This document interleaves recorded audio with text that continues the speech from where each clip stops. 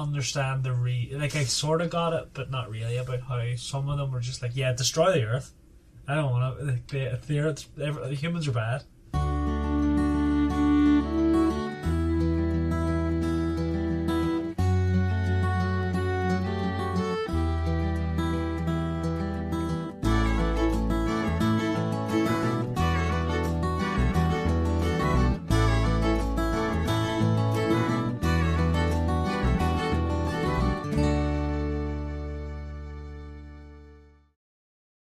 Hi everyone, welcome to episode 37 of the Audiobook Club podcast. I'm Jonathan and I'll be hosting today's episode, and as usual I'm joined by Michael, Stephen and Jason. If you guys want to say hello.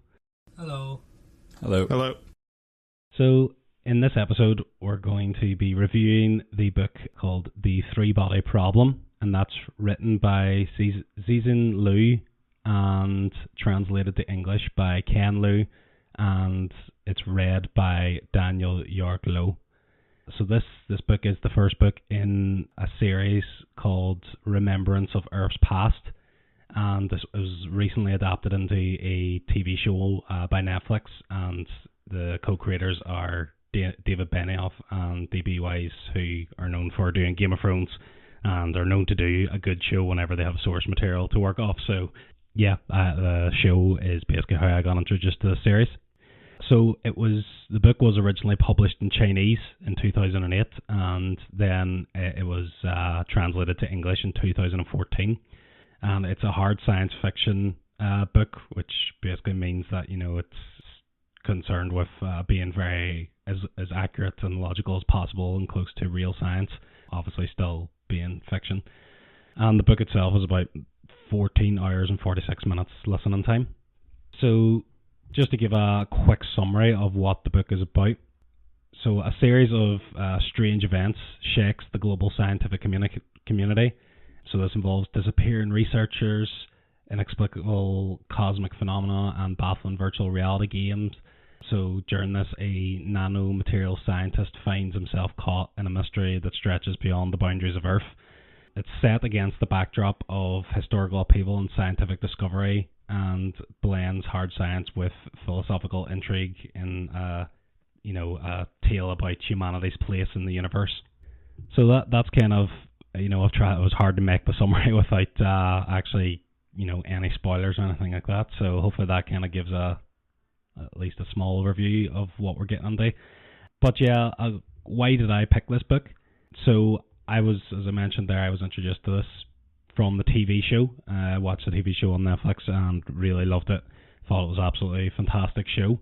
And then, having heard then from a few work colleagues that it was, actually based on a book, and they recommended, covering it in this podcast. So here we are, basically.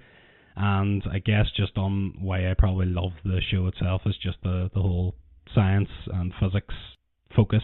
That's kind of just where I kind of have my interests in terms of actual academic side of things. So yeah, we'll kind of maybe go over to the others now to see what did you know about the series, or what did you know about the book, and then we'll maybe what did you hear about it beforehand, and then we'll look at the plot or guesses from last time. So let's go to you first, Michael. Did you hear about this book before, or the show or anything? Yeah, the first time I ever heard of this series was it came on Netflix. I didn't know about the book or anything prior to that, and then I learned that the series was based off a book. I never watched it, and as we know from my plot guess last time, I did not know anything about it or what it was about or anything. You could kind of see anyway, just from just the name and the colouring and stuff, that it was a sci-fi. Anyway, that's about the extent of what I knew about it. But yeah, I never watched the show or anything. I had intended to watch it for a while, but it was one of those ones that you put on the back of the list and you never quite get to it. Yeah, fair. Yeah, Stephen, how about you? What did you hear about this beforehand? I saw the Netflix thing, but before that I hadn't seen anything. But yeah, I was completely wrong in my guess as well, from what I remember. And Jason? Well, yeah, as you can probably guess from my guess, I also hadn't a clue about the actual plot or anything of the book. Same as these guys. I'd heard about it through the Netflix show and then through yourself talking about how much you liked the Netflix show. I think I'd said in the last episode that I had already bought the book like ages ago, and I had like surplus credits because I was like, well, Johnny's 100% picking this book at some point. So it was sitting there ready to go, but I didn't actually really know anything about it. No, well, cool. Just then to go on to what you said last time, so I just kind of wrote down some brief highlights of what you said. So Jason, you had some element of time travel and a murder of some sort. There's definitely no time travel, but murder, I would say that definitely a lot. Stephen, you said about 3 planetary bodies, and there's some catastrophe involving planets and time travel. Again, the planetary bodies part is obviously one of the premises, or one of the main points of the book, but there was no time travel. And then, Michael, your guess definitely gets bonus points for being very creative. You said the year is 2073. Human consciousness has been uploaded to computers. Time is spent sharing bodies, and this one in particular is where 3 consciousness have to share the same body and solve some kind of crime. And we noted that this was basically the plot of Severance plus Altered Carbon mixed together. So I think based on this, Stephen was the only one that had anything right in terms of the 3 planetary bodies. So yeah, I think the point will go to Stephen. It was the easy one, guys. Yeah, fair enough. I think that's the correct person too. There were no bodies. But Michael, if there was a 0.1 of a point, Michael, you would definitely get that for your creativity of your guess. Thanks. Unfortunately, we don't do that. And I get nothing. Cool. So we'll kind of maybe go on their high level thoughts just before we start going through the plot itself.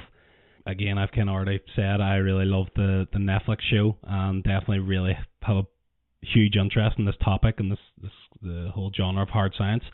I did have a few, I'd never actually listened to the book or read the book. I did have a few issues with it. I think the show is definitely done in a better order. I think the order in the book is a bit weird sometimes. It kind of jumps back and forward for time, whereas the show kind of starts at the back in time and then moves its way forward.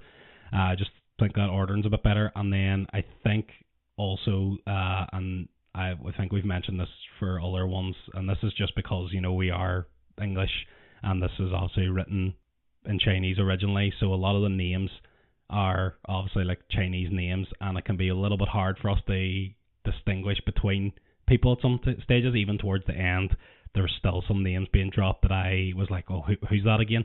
Like, this did come with like an accompanying PDF, but obviously I can't really judge an audiobook based on the material accompanying it, but the PDF was handy that it had like the names of people and then who they were, just like a short sentence about them. So like if you were stuck, you could look at that. But in terms of just listening to the audio, I found it sometimes quite hard to follow the Chinese names and things like that.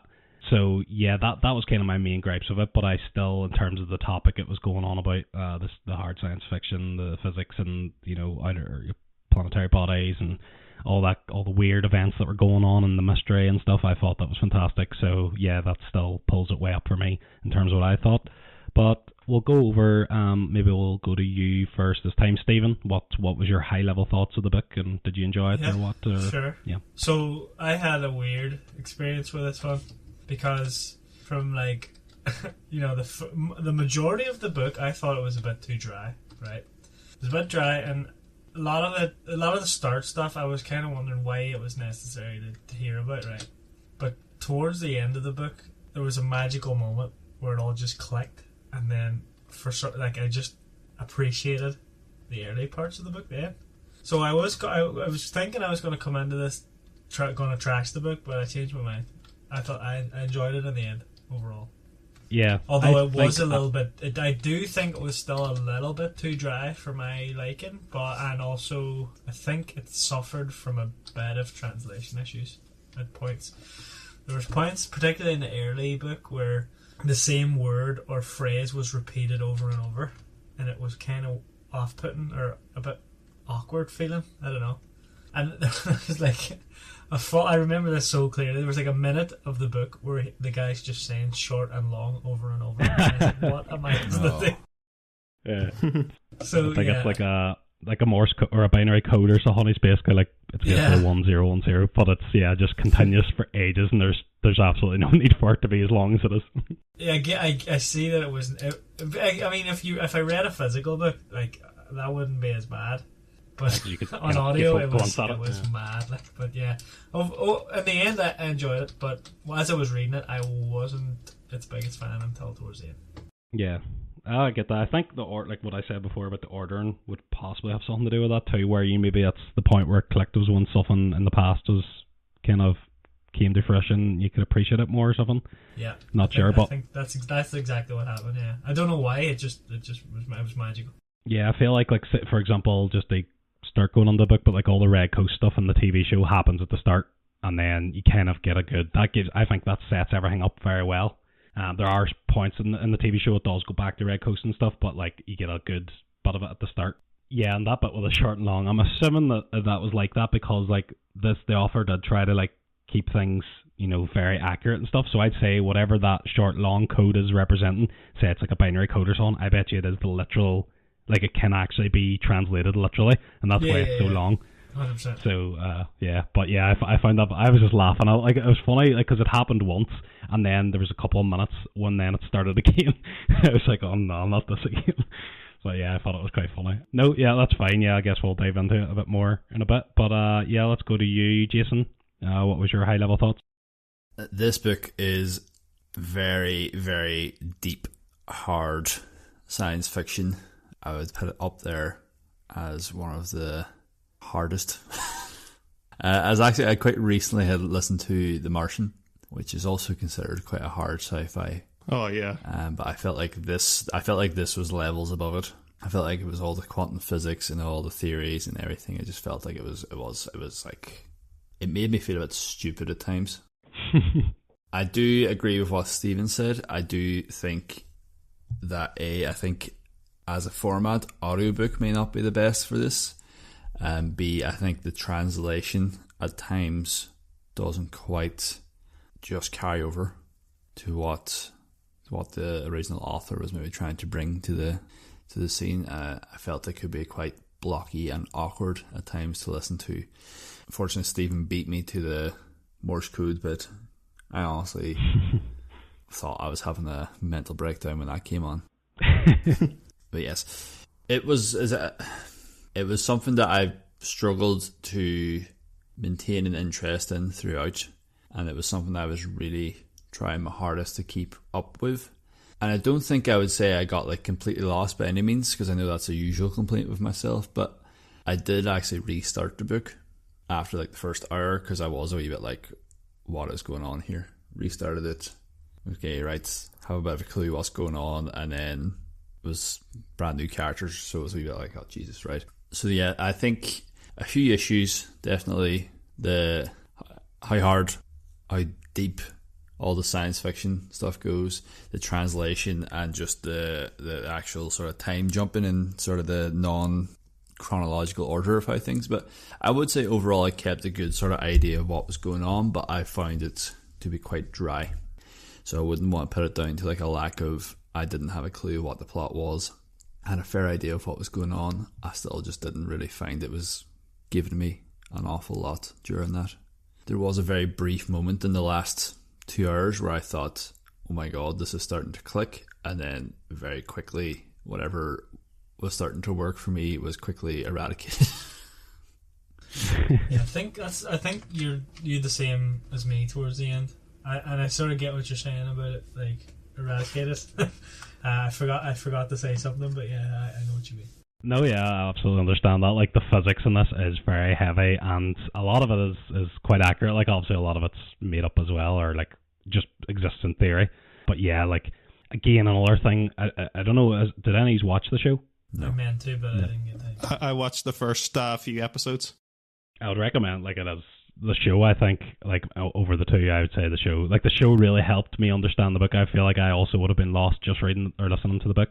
The show just kind of gives you enough explanation in the science, but it doesn't like this. The book dives into deep, which is good for some things. Like I found it very interesting, but I can understand why again people might not find it too interesting. Like there's a bit near the end where it's describing the like high dimension structure of like a sophon or whatever, and it's just like it goes into so much detail about it and like how you can't even comprehend it and all. And I was just like, yeah, I bet you them guys are hating this. Just one of them things. And I was like, yeah, like if you aren't looking for, you just really in the show, it just goes, this object was created like this and it can do this. And that's all you really needed to advance the plot. Yeah, that's what I would have wanted, yeah, for sure. Yeah, but yeah, so I would definitely again recommend the show if he's get a chance to get on that. Yeah, so Michael, what was your high level review? Yeah, so just since you brought up the show at this stage, I will say that I did, from what I've seen of the show so far, I do prefer the show, I think. We'll see when I watch the whole thing, because I've only watched a few episodes. The book, it's a hard one to sum up in one sentence for me, because there were different aspects of it for me, so I've come away from it very mixed. I would say like the aspects of the science fiction, the creativity and imagination in this book is just phenomenal, and I can completely see why it is regarded as such a classic of science fiction. It was so awe-inspiring at times when it brought up these concepts, and there's, we won't go into too much on the spoilers, but the science fiction trope of this, the classic subgenre of science fiction, I won't say what it is, but it's very easy to make that very cliche in science fiction and very by the numbers. Then you get it's hard to talk about it without spoilers, but I thought it was very rich and a very unique take on this subject matter. I actually really enjoyed. I've said on this show before that I struggle sometimes with hard science fiction to enjoy it, but I actually really enjoyed the big kind of abstract concepts and things like that. I found that those were the moments where I was locked in and listening really attentively. I could just feel myself like more into those moments, even though some of it was going over my head. But like I'm fine with that. In a lot of science fiction books, I'm fine with just like putting my mind into kind of an abstract place and just garnering what I can from the bigger picture. I've never had an issue with doing that. I don't mind if I'm lost at certain points or anything. My issues with this book and why I think it wasn't as engaging or as powerful as it could have been, I thought the characters were given very short shrift in this book. I thought there wasn't a lot of development. They weren't really characters outside of the plot.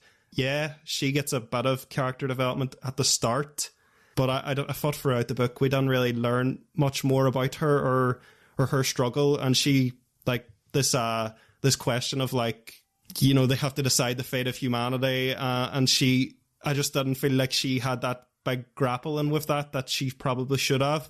Wang, again, he kind of just exists for the plot. We meet his family, I think, once or twice, and it's very brief, and there's just not a lot of character scenes outside of that. It's mostly based on what's happening in the plot. So it feels like the characters are just this vehicle to explore this concept, and that there wasn't much thought and kind of depth put into them. Another issue I had with it was the game itself. At times I found it very fascinating, and there were some of the most interesting scenes. At other times I was kind of like, it felt weird to have this as a game. It felt like somebody writing about games that doesn't actually play games. I don't know if that's I felt that too, yeah. Yeah, it felt like more of a immersive experience than an actual game. So that was it felt weird to me, that being a game, because the actual player doesn't have much agency. They're mostly a witness to what's happening. Wang does intervene a few times. He does add his bits to it, but he's mostly there as a bystander to witness what is happening. So it just felt weird for me being a game, and obviously I was the one who was most cold on like Ready Player One, and the haptic suit was giving me like flashbacks to that. I was thinking about this, yeah. Yeah, and last issue that I had with it was around the ending, and in the fact that it's kind of a setup book, as we've had criticisms of books before. Whereas you look at like the previous book, we've done the Red Rising series. Those books do set up and they do have cliffhangers, but they tell a story like a complete. All the characters get complete arcs, and the conflict, there's confrontation, there is a climax in those books and everything. Whereas this feels purely set up to me for the whole series. it doesn't really. That's what I was talking about when Jason was giving his thing. When I forgot to say something, it's exactly that. Yeah, it felt like I didn't like that it wasn't self-contained, and it doesn't feel like it pays off fully as its standalone experience, and yet there's moments in this book and scenes when the science fiction goes really hard, which is usually the times I have issues in other books where it's just mesmerizing. So it's a really hard book for me to summarize in one sentence how I feel about it, because there's a lot of nuance to it. I felt like it was a very, very flawed, but very, very imaginative and very creative and very obviously well-researched book. It's funny because the author actually gives a like an afterword about it, and he talks about how like science is the greatest story, and he doesn't have much reverence for like the folk stories. And I thought that's kind of, I think, the issue with a lot of science fiction authors, that they really revere the science, but they don't really revere storytelling. And I think some of them might have the attitude where the characters and putting too much into the story might diminish and might take away from the science, which I disagree with. I think having really well fleshed out characters actually adds to those things. So I wish more work had been gone into that side of the story. And I think it would have been, because like I think it was Jason saying he flagged at times with this, I was flagging with it times at this, and then other times I was just so engrossed with it. So it was a very, very mixed experience for me. Well said. No, yeah, I completely agree with a lot of what you said too. I feel like that because this addresses more of the total of humanity as opposed to individual characters, it's hard to focus on single characters. Like I think there are maybe two characters that get the most focus, as Yeojie and Wang, and even theirs isn't like Yeojie, like the start of the book, which we'll get on to now. Definitely gets a lot going on there, but then it just kind of fades out later in the book. But again, it's because of what actually she does and stuff like that. So yeah, I think that it's more targeting the greater humanity as opposed to individual characters. I think you said another good point there about the game. Like, I don't know why this is described as a game. It's more just a VR experience as opposed to a game. I feel like, it's just like, it's the way, like, our mum or dad would just see us with a VR thing and say, oh, they're playing a game, when in fact he could be in, shopping. Do you know what I mean? Like, he could be doing anything in VR these days. I was a bit confused about the game, because, like, some of the players seemed like they were pretending to be the people who they were supposed, like the guy was pretending to be the Pope and all. Yeah. And I was like, is this a role-playing thing, or is this real? What's happening? Yeah, I think I was a bit confused there too. I think those are other players at the same time, and they're like trying to, because they're obviously solving the issue, they're trying to solve it at the same time. So it's like a player names himself as like, so Copernicus. I think Copernicus, Wang's character is like, and then there's other ones that are like Newton and stuff like that. Those are actual other players. It's funny because I think you are actually right, but I actually during it I thought it was that they were like basically to describe to the players that, to give them the concept that this society had their own like great people. I thought they were more like NPCs, like that they had their version of Einstein and things like that. But I think you, like, listening to you guys, I think you guys are right. But that was my thoughts on it when I was listening to it. Yeah, I definitely thought it was confusion too. Like NPCs. Yeah. Yeah. Like, I'm still not 100% sure, but I just think that it was other characters from the show and stuff. Kind of give me that. Was the first couple of guys that they met, King Joe and Follower? The kings and all are like, it's the people.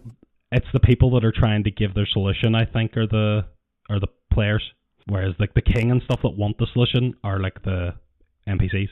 Yeah, that would make sense. I don't know, but again, I'm not 100% sure, and it is a bit confusing and other criticism, I guess. But yeah, I think that's good high level coverage there. I've definitely spent a good amount of time on that, so we'll kind of get more into the chapter by chapter breakdown. So the way I'm kind of going to go through this is, in the earlier chapters, it was easier for me to kind of distinguish certain points, and then as we go on, I've kind of because I kind of lost where things were happening. It's more like between these chapters, these points happen, so that's kind of the way I've structured how we're going to go through this. Right, so chapter 1, the Madness Years. So here we start in 1967 during the Chinese Cultural Revolution, And we have a physics professor, Ye Zate. Again, these are all Chinese names, so apologies for my pronunciation of a lot of them. Only the ones that are like said multiple times, like yeah was yeah and stuff, I actually know how to pronounce it, but the other ones are, I'm just reading how it's spelled. But yeah, this professor is being publicly humiliated and beaten to death in this struggle session. And even during this, his wife, Xiaolin, accuses him under political pressure. So you can kind of see that this, even family members are up against you here in this Cultural Revolution. It's kind of showing this divide. So the physics professor's daughter, who is Ye Wenjie, is witnessing the ordeal from the crowd, and then later she discovers that her father's mentor, Professor Run, has committed suicide. And these events scar Ye Wenjie and shape her outlook on humanity forever. So kind of in this chapter we basically have the clash between ideology and empirical truth, and this is the kind of the birth of Ye Wenjie's deep disillusionment with humanity. So kind of setting up things to come. So then we have chapter 2, Silent Spring.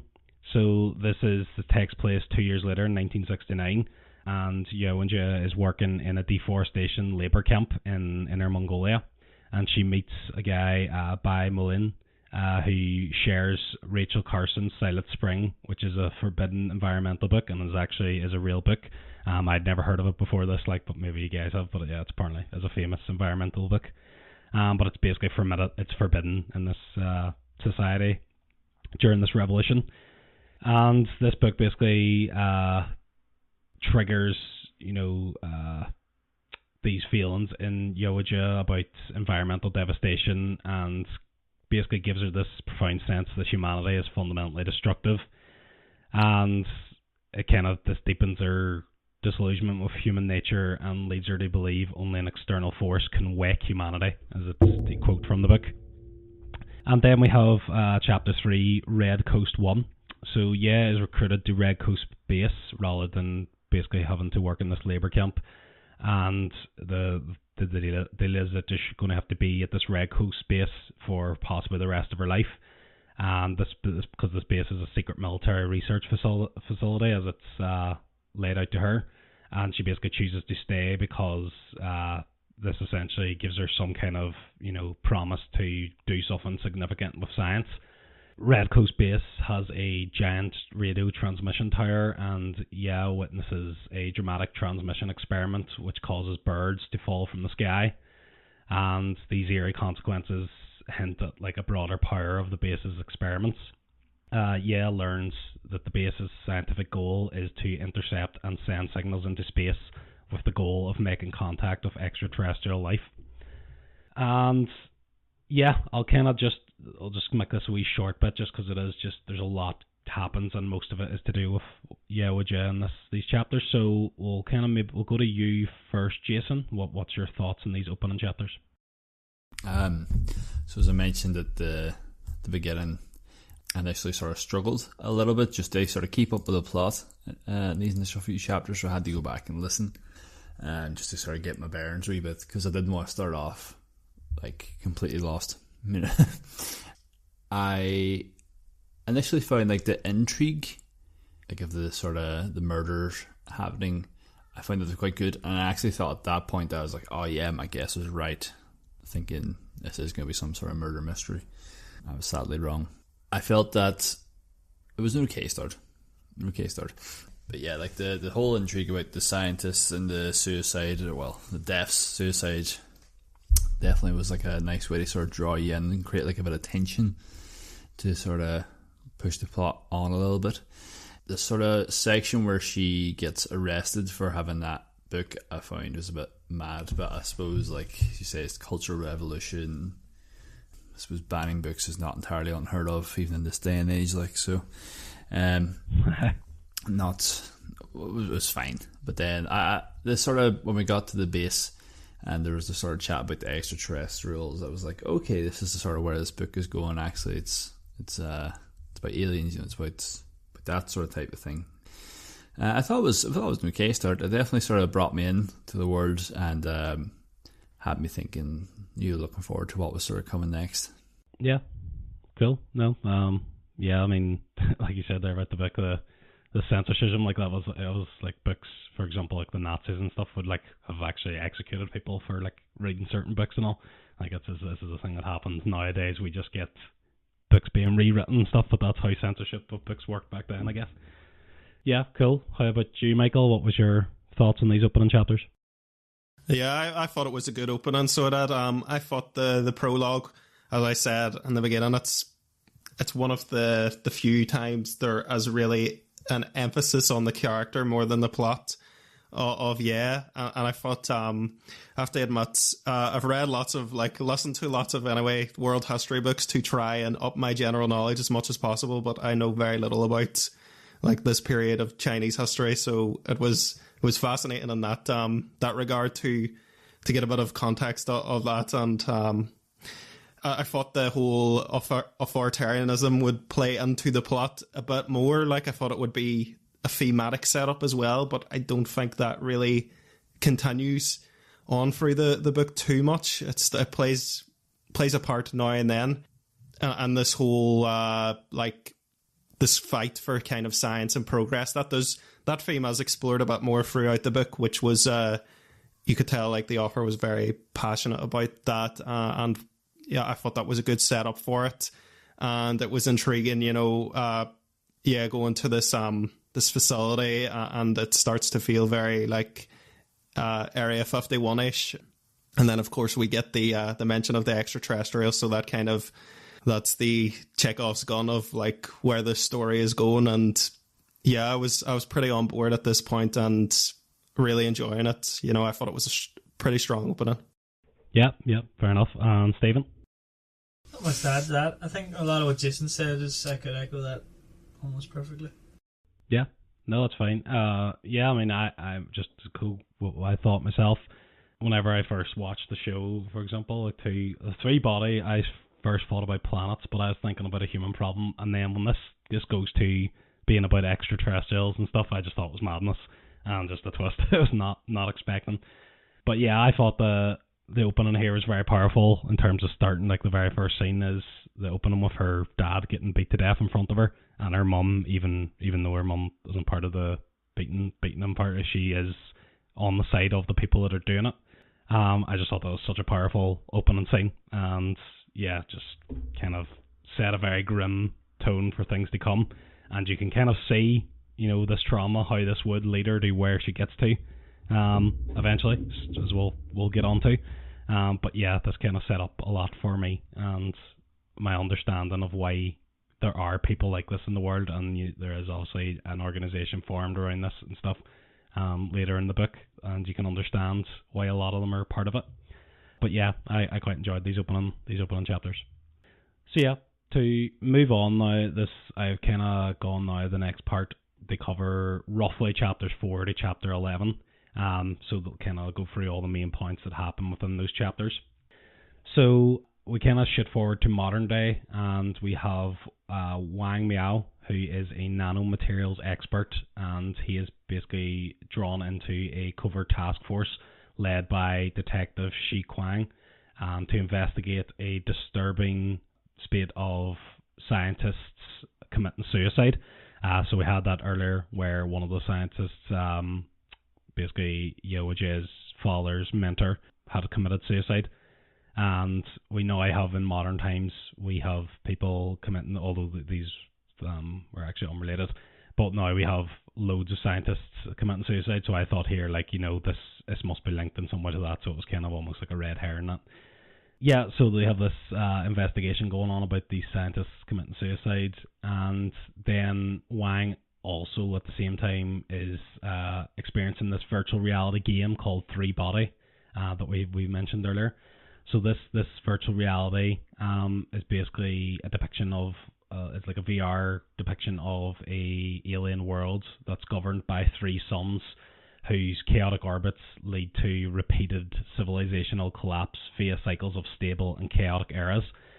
So just a wee bit of trivia, a wee bit of scientific knowledge. So the three-body problem is actually a problem in classical mechanics. Like it does actually exist, being hard science fiction, this does take a lot of real science, where it's basically just that when you have three bodies that are all acting on each other, and you take like their initial positions and their velocities, you basically are trying to calculate the subsequent trajectories of them. So that's essentially what solving this free body problem is about. You're trying to predict when the chaotic and the stable areas are going to be. But the free body problem has no general closed form solution, meaning there's no actual equation that can solve it. So there's times where you think you can solve it and there's patterns, but then there'll be times when there's just nothing that will solve it.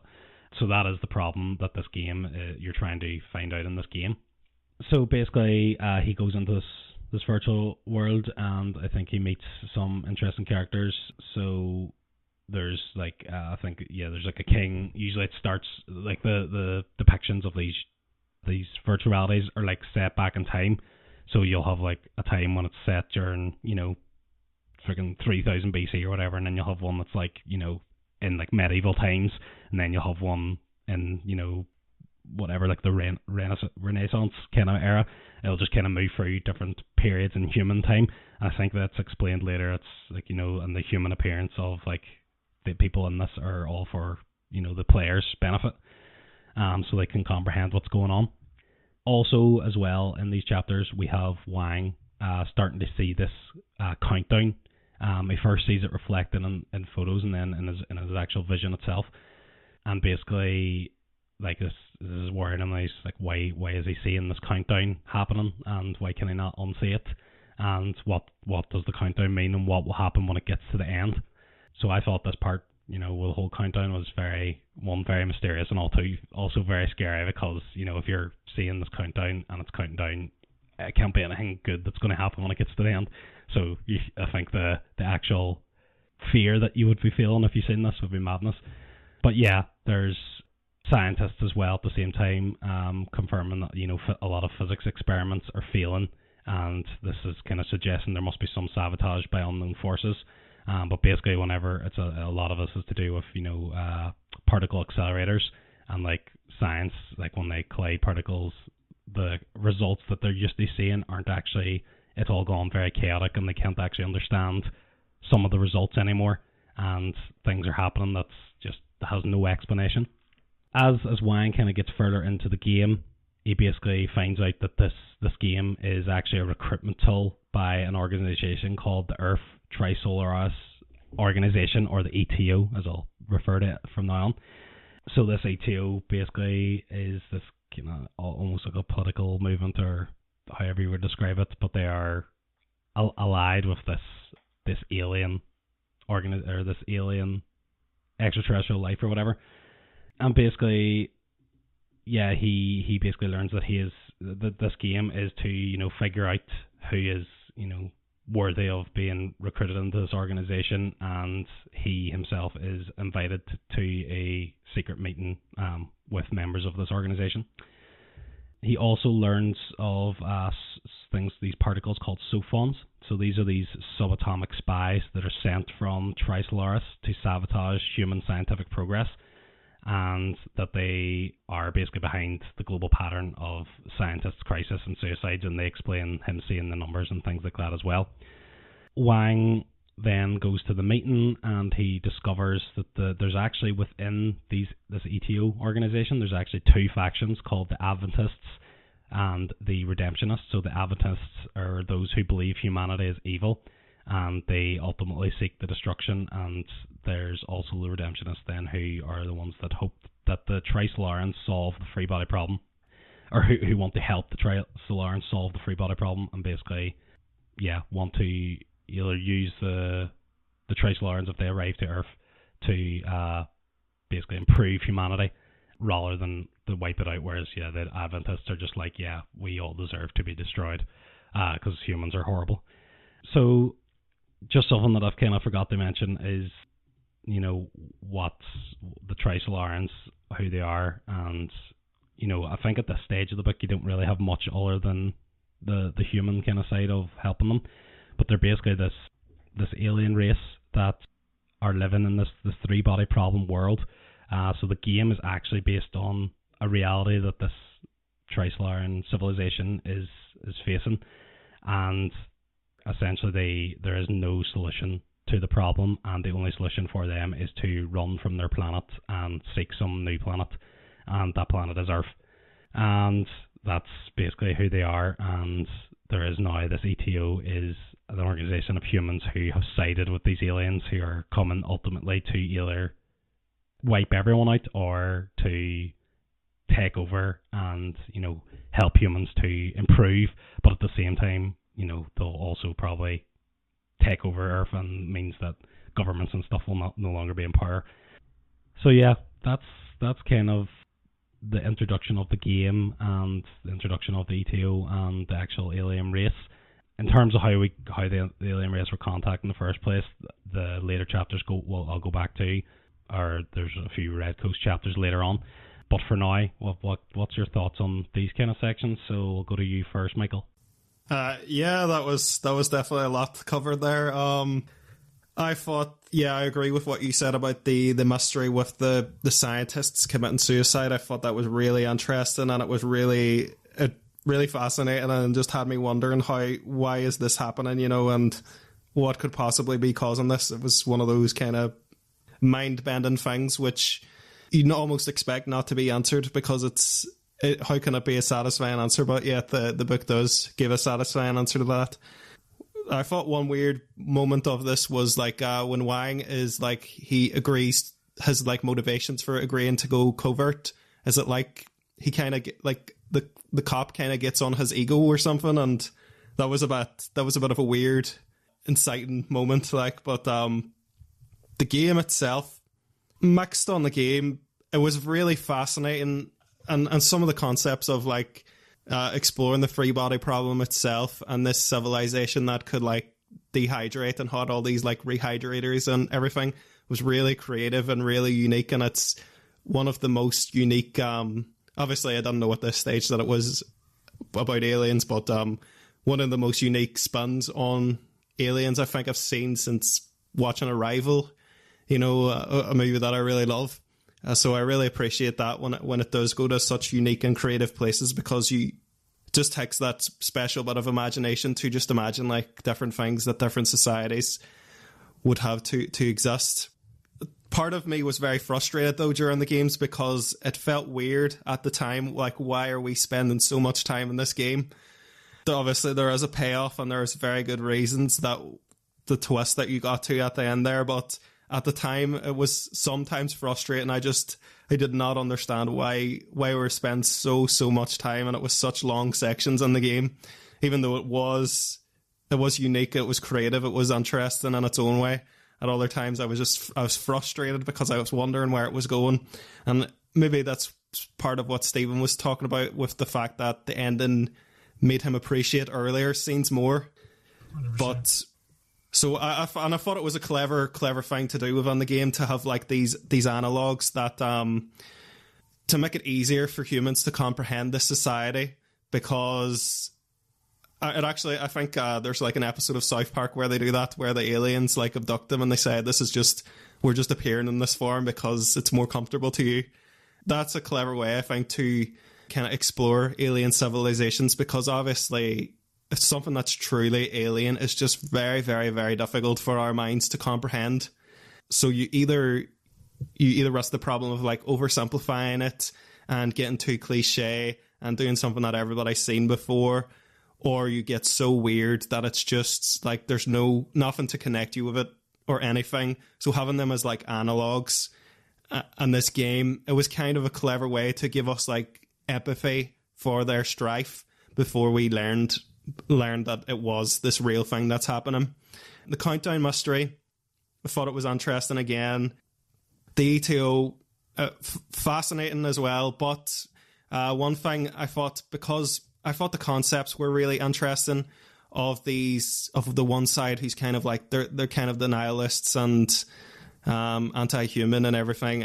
I just thought that was a bit underexplored in this book. Maybe it's more explored across the series, because I thought that was one of the most interesting aspects of the book, and I thought that conflict could have been put front and center a lot more.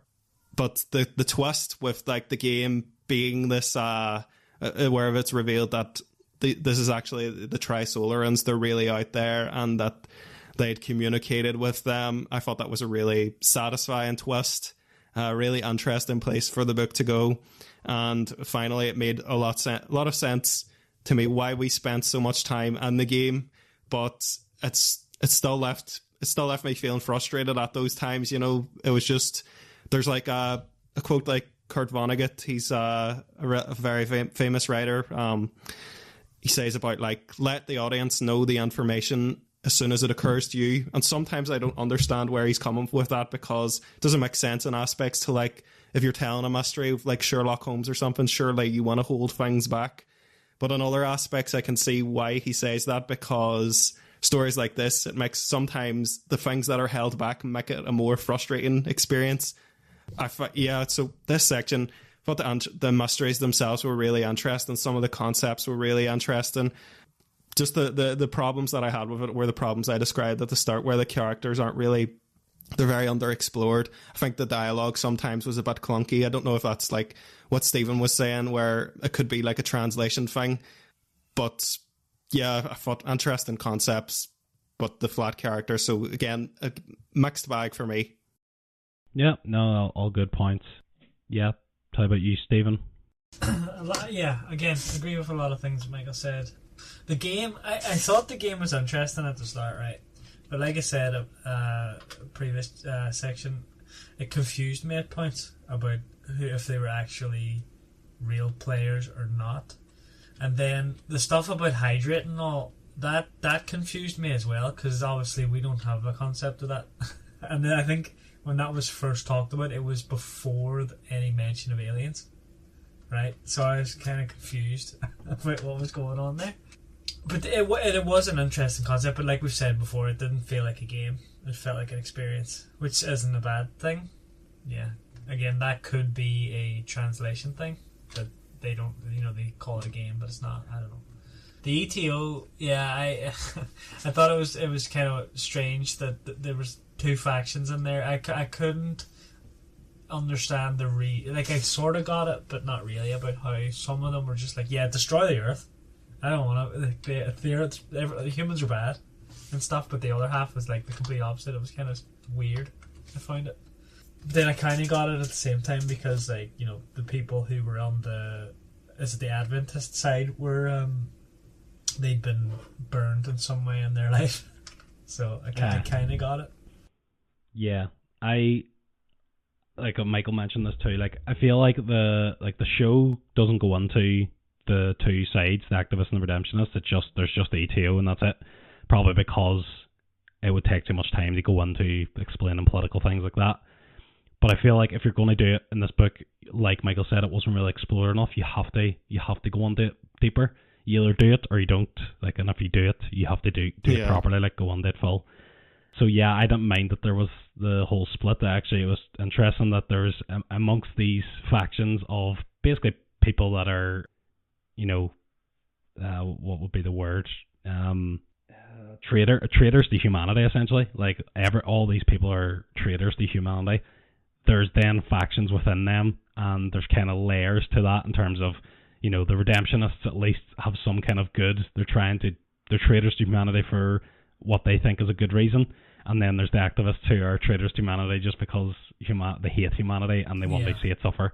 I thought that was interesting, but yeah, I would agree with what Michael said in terms of it should have been explored a bit more. The game as well itself, I thought was very, very interesting. I thought the way, Michael, you made this point too, that it's kind of like getting you on side, or at least letting you understand how this civilization works, before then revealing that this is an actual civilization and they actually might be your enemy. But it kind of gives you this, it's almost like you get empathize with them before you know all that. Another thing that I thought the TV show does better is holding back stuff like this, like you're literally just saying too, Michael. Like, I feel like the book just would explain it straight away and give you the answer, whereas obviously for a TV show they have to kind of keep it for episodes. They make you keep coming back, and so like whenever you get the game and the TV show is like you get like each like small part of it, but you don't actually know what's going on until like say episode 4, like halfway through. So I feel like again that I preferred the way the show did that. But yeah, just to cover those points. And Jason, what about you? Sorry, what were your thoughts? Just one thing I wanted to bring up. You mentioned about the countdown Jermaine was saying, and that confused me as well, because, and I still, maybe you guys can clarify for me, was that like, what would you call it, like the game has, what do you call it, like brainwashed him into saying these things, or no, what? It's actually the Sophons, so it is explained well in the book. So the Sophon, it explains near one of the last chapters that the Sophons are able to actually create images and stuff on, like, by passing through, they can leave like a small spot, and they can apparently do this on the human retina. So that's how I think they can do this, and because these Sophons move so quick, they're able to do that and everything else. So they can actually make people see things that aren't there, and that is why the scientists are essentially killing themselves, because these Sophons are making them see things and driving them crazy, essentially. Right. Yeah. Okay. I see. Yeah. So Jason, confused me. no, it is like, I think that this again, that the Sophon thing wasn't really clear until the very end of the book, whereas the TV show, although you don't know what's going on, it's not like I feel like this. The Sophons are introduced in these chapters that I just explained there, but I feel like you still don't really understand how things work, and it's not until later that they really get explained. Whereas in the show, it's like, yeah, this is happening, but you don't know why. And then at the end, when you hear about the Sophons, then it all makes sense. Whereas the book, it kind of still, it's like they were explaining wee parts of things each chapter, so it was giving you a little bit more and a little bit more, but it didn't make sense until you got to the end. Whereas in the show, it's like you have nothing and then you have everything all at once. So I feel like it kind of was better for just getting that big aha moments and stuff. If that makes sense. But yeah, so Jason, how about you?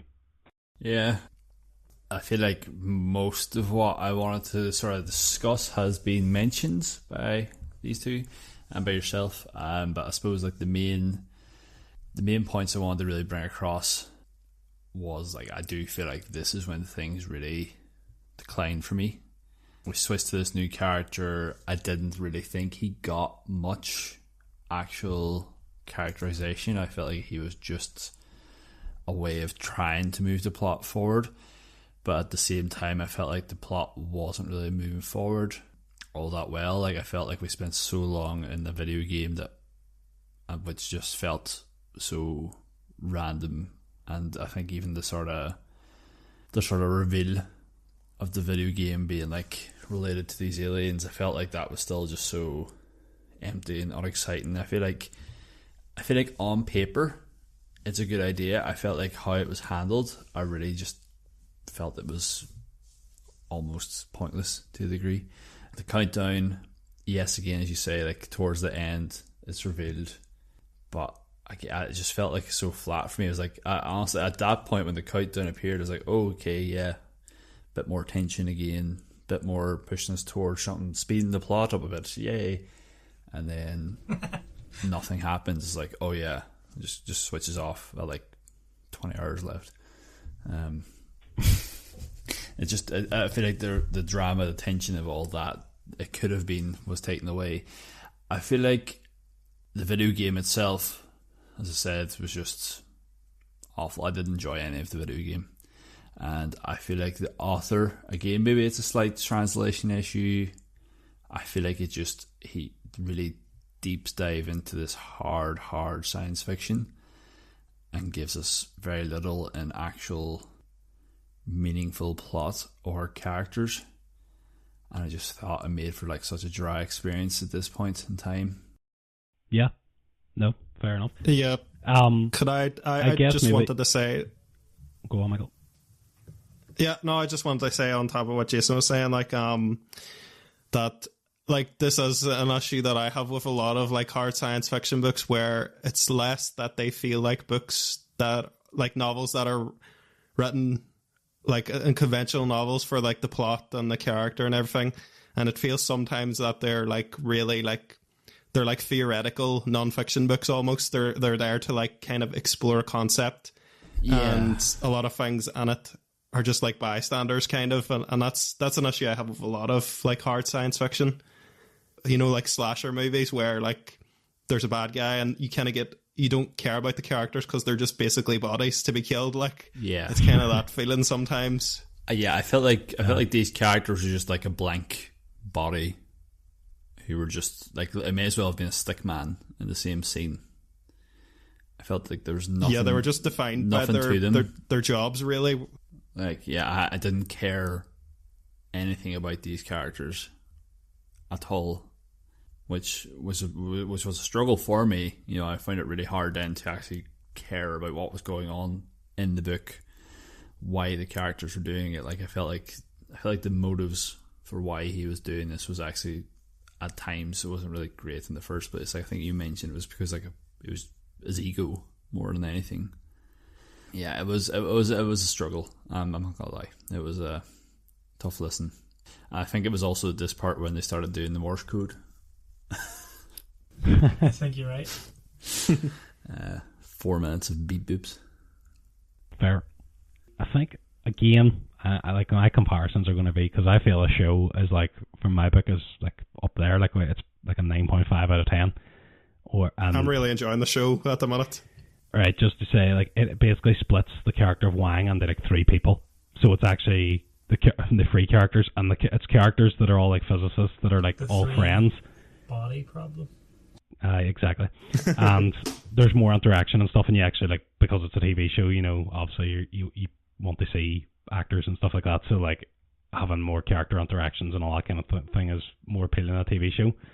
I think, like, I watched like there was a wee like thing on Netflix for you know, behind the scenes, and I think it might have been David Benioff and Davey Wise were explaining that they wanted to do this because not a lot of the characters have proper meaningful interactions in the book.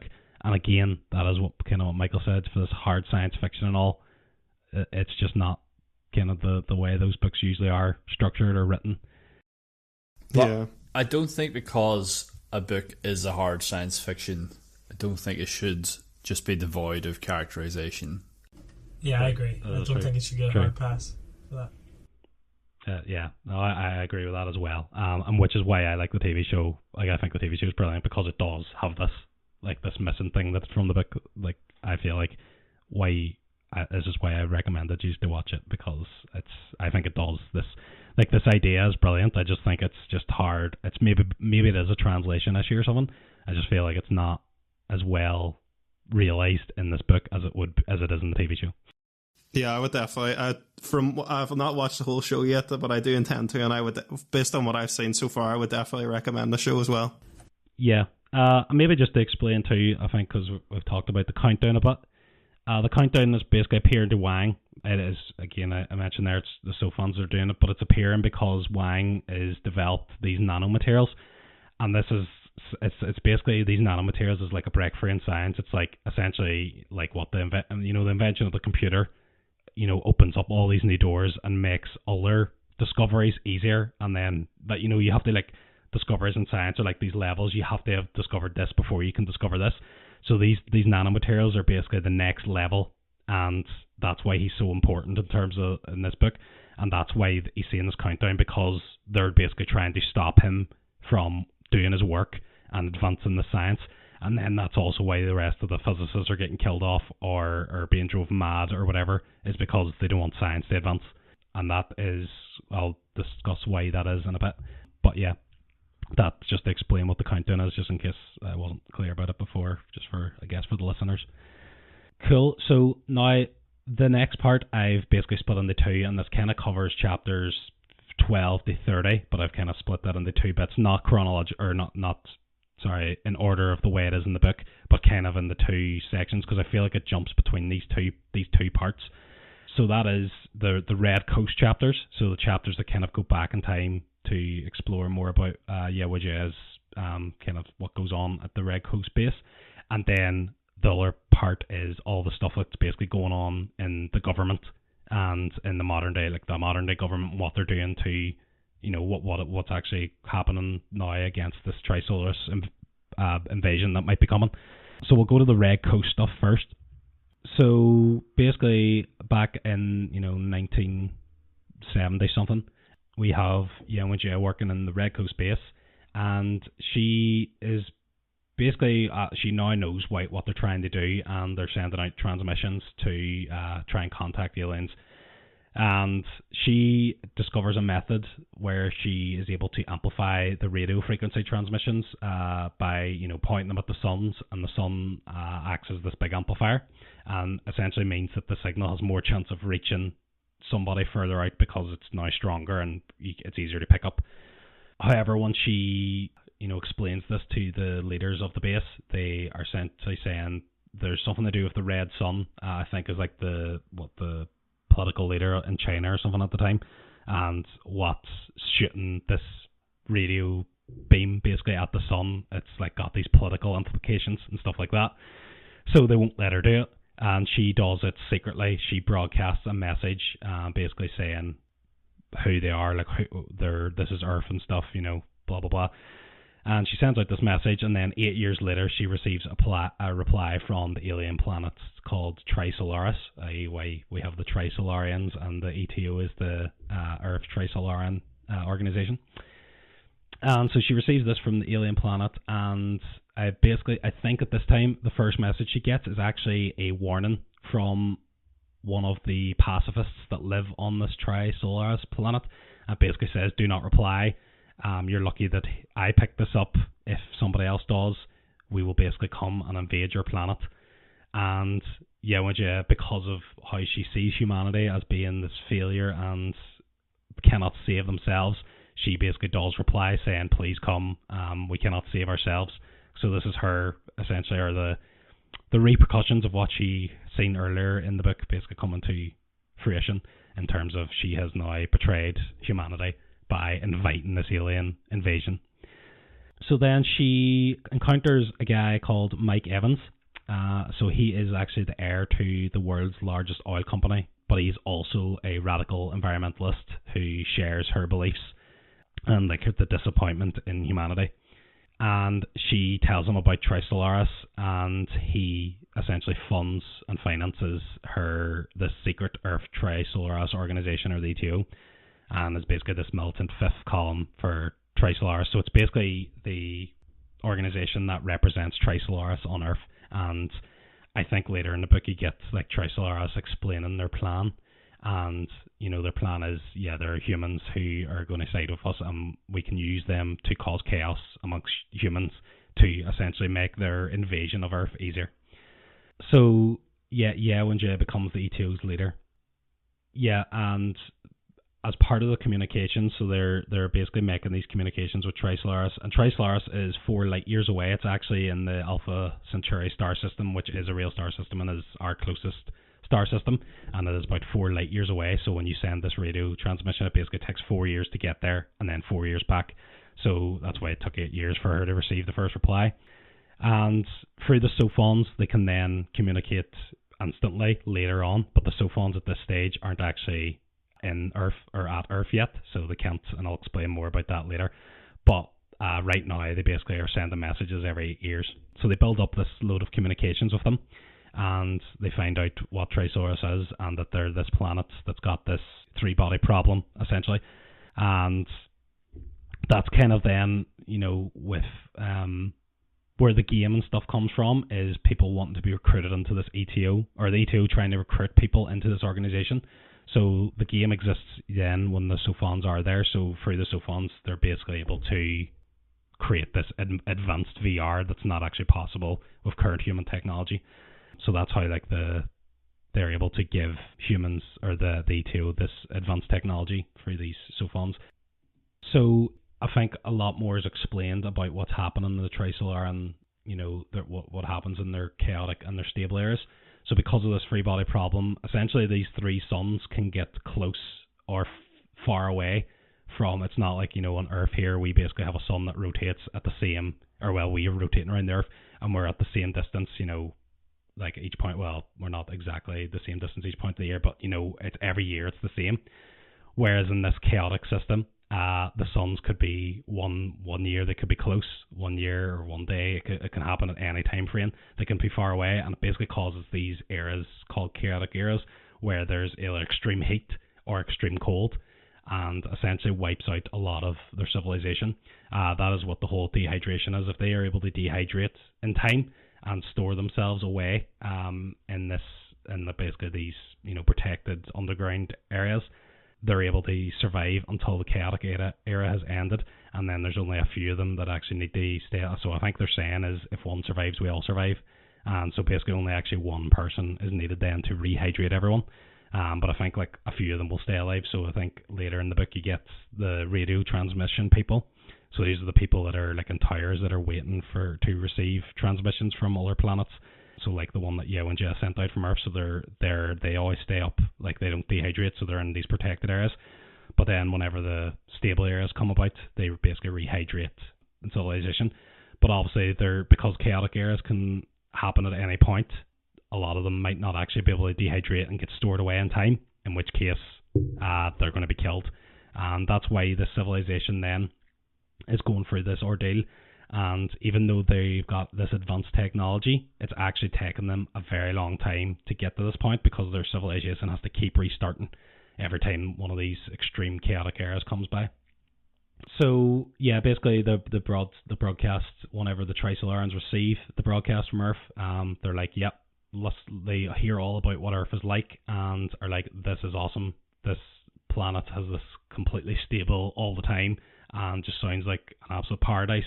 So they put together a fleet, an invasion force, and it basically leaves from their planet on a 450-year journey to Earth. So over 4 light years, I think they can move at, I think in the book, it's 1/10 the speed of light. But because of having to speed up and decelerate and all that kind of stuff, there's this weird explanation in the book that's why it's going to take 450 years rather than 40 years. Because if it was going 1/10 the speed, it should get there in 40 years. But in the TV show, they just say they can move at 100th the speed of light, in which case it's going to take them 400 years, which I thought is just probably a far better way to explain it in terms of time. But yeah, I think the book is doing that thing where it's a book, so it can go into more in-depth explanations. And for the interested people, it's good. But if you just really want to understand that, yeah, it's going to take them 400 years to get there, then yeah, it doesn't really matter. Just to finish up here, the last point in this section, Trisolaran, although they're advanced right now, they have realized that the Earth's technology is accelerating in terms of the development. So they explain how long would it take humans to get from the agriculture, or from, being basically apes and like using like primitive tools and stuff to agriculture. It took them like 100,000 years.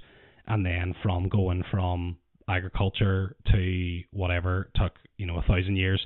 And then from that to like the industrial age took like 200 years.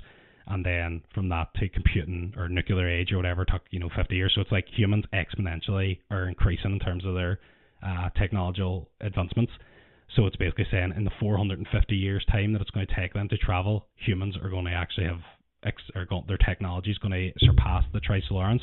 And that's why they have to send these Sophons to interfere with humans and their science.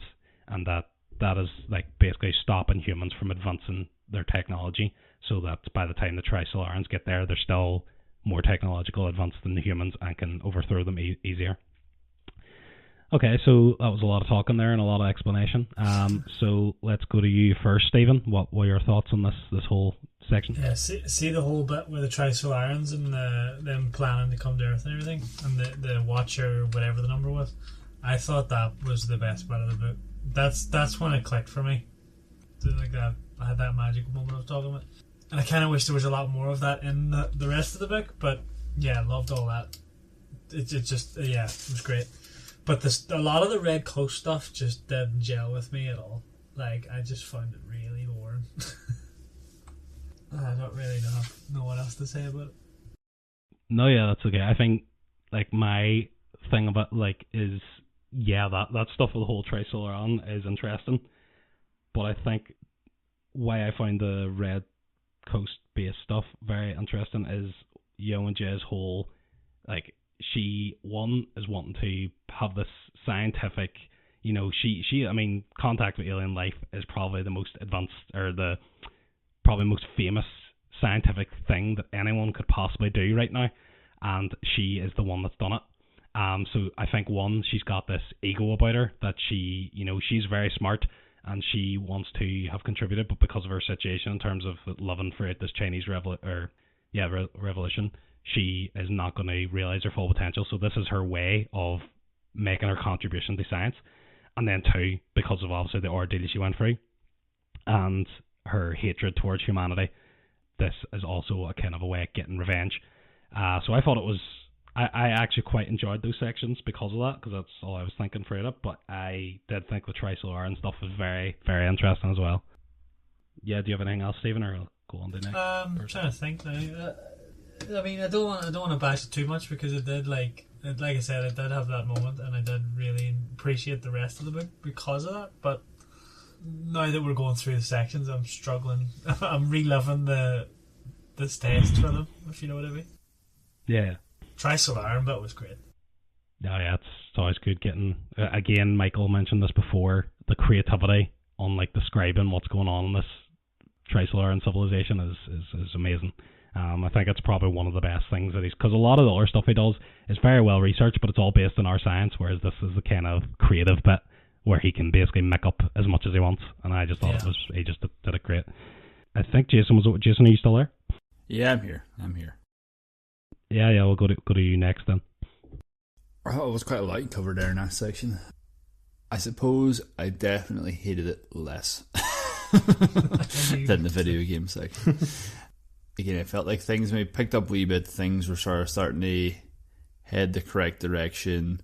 We were getting a bit more plot, we were getting sort of pushed forward a little bit, we were getting reintroduced to some characters, or things were sort of tying together a little bit in that regard.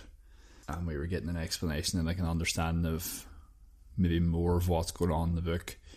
But again, maybe it harks back to my earlier issue in that why does it need to take 7-8 hours before things start to make any sense? Maybe that's just me being grumpy. I do feel a bit of that too. Like, I don't think you're being grumpy. I know what you mean. I mean, it's okay for mystery, don't get me wrong. I just feel like it was very withheld, and again, just with the nature of the genre, it was very, very almost like too intelligent of an explanation as to why these things are going on. I must say I did like the sort of Trisolar side of things. Like, I did sort of like that sort of communication of what was going on, and like, I'll be there in this long, and the sort of way of trying to sort of fight against that. I felt that was a bit more exciting. I felt like that was definitely leading us towards exciting conclusion, which we maybe get slightly blue-balled on, but I'm sort of jumping ahead a wee bit. But yeah, I don't think I have much else to add for that section.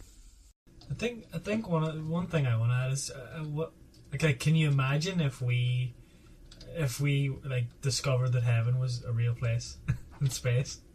Because that's basically what the Trisolarians go through, right? Because they have this horrible civilization where they chaotic eras and everything, but then they've discovered that a paradise, their version of heaven, exists, and they want to get there. Can you imagine? Like, we probably would do the same thing. Imagine they landed 100%. They landed in Ireland and got like rained on a lot, and they're like, "Nah, fuck us, we're going back to the Trisolarans." This place is a shithole.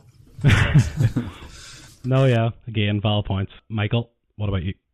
Yeah, I agree. Basically, what I think Stephen and Jason were both getting at, that there is like more kind of momentum on this part. Things pick up the pace, and I think, you know, what Jason was getting at too, that things are finally we're finally got most of the information. You know, everything is laid out now, and I think the book it's more compelling with all those pieces in front of us and knowing the stakes and everything.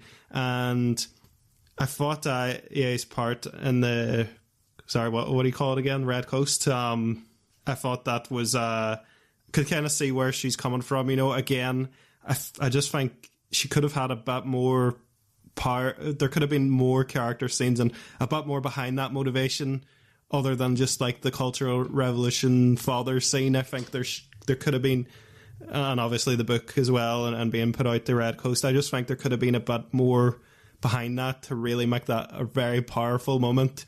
But I can still, what we're given, it does make sense and everything. It's not like she's acting against her character or anything. It does make sense. And as much as I say, like, the motivations of the characters are a bit underexplored, the actual motivations of the Trisolarans is basically, you know, that's very, very in-depth, explored through, obviously, the game itself, and then the scenes with the Trisolarans, and as Stephen was saying, you completely see where they're coming from, you know, so you can completely see where people who side with them might be coming from too.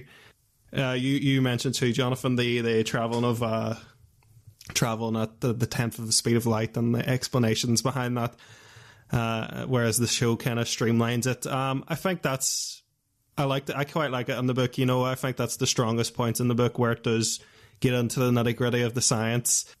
The whole concept of, like, having to halt scientific progress because humans are advancing exponentially, because we're like on a planet that allows that, and then, you know, them interfering with that. I just thought that was an incredibly interesting concept too, and it's something that I haven't ever seen explored on a science fiction story or book. So that was just kind of like, that's a really cool idea, and I would love to see that explored over a wider, like, I'd love a plot about that, a book that is just about that, with its central premise would be so interesting, or just a story, you know, where humanity just can't progress. What would that do to society?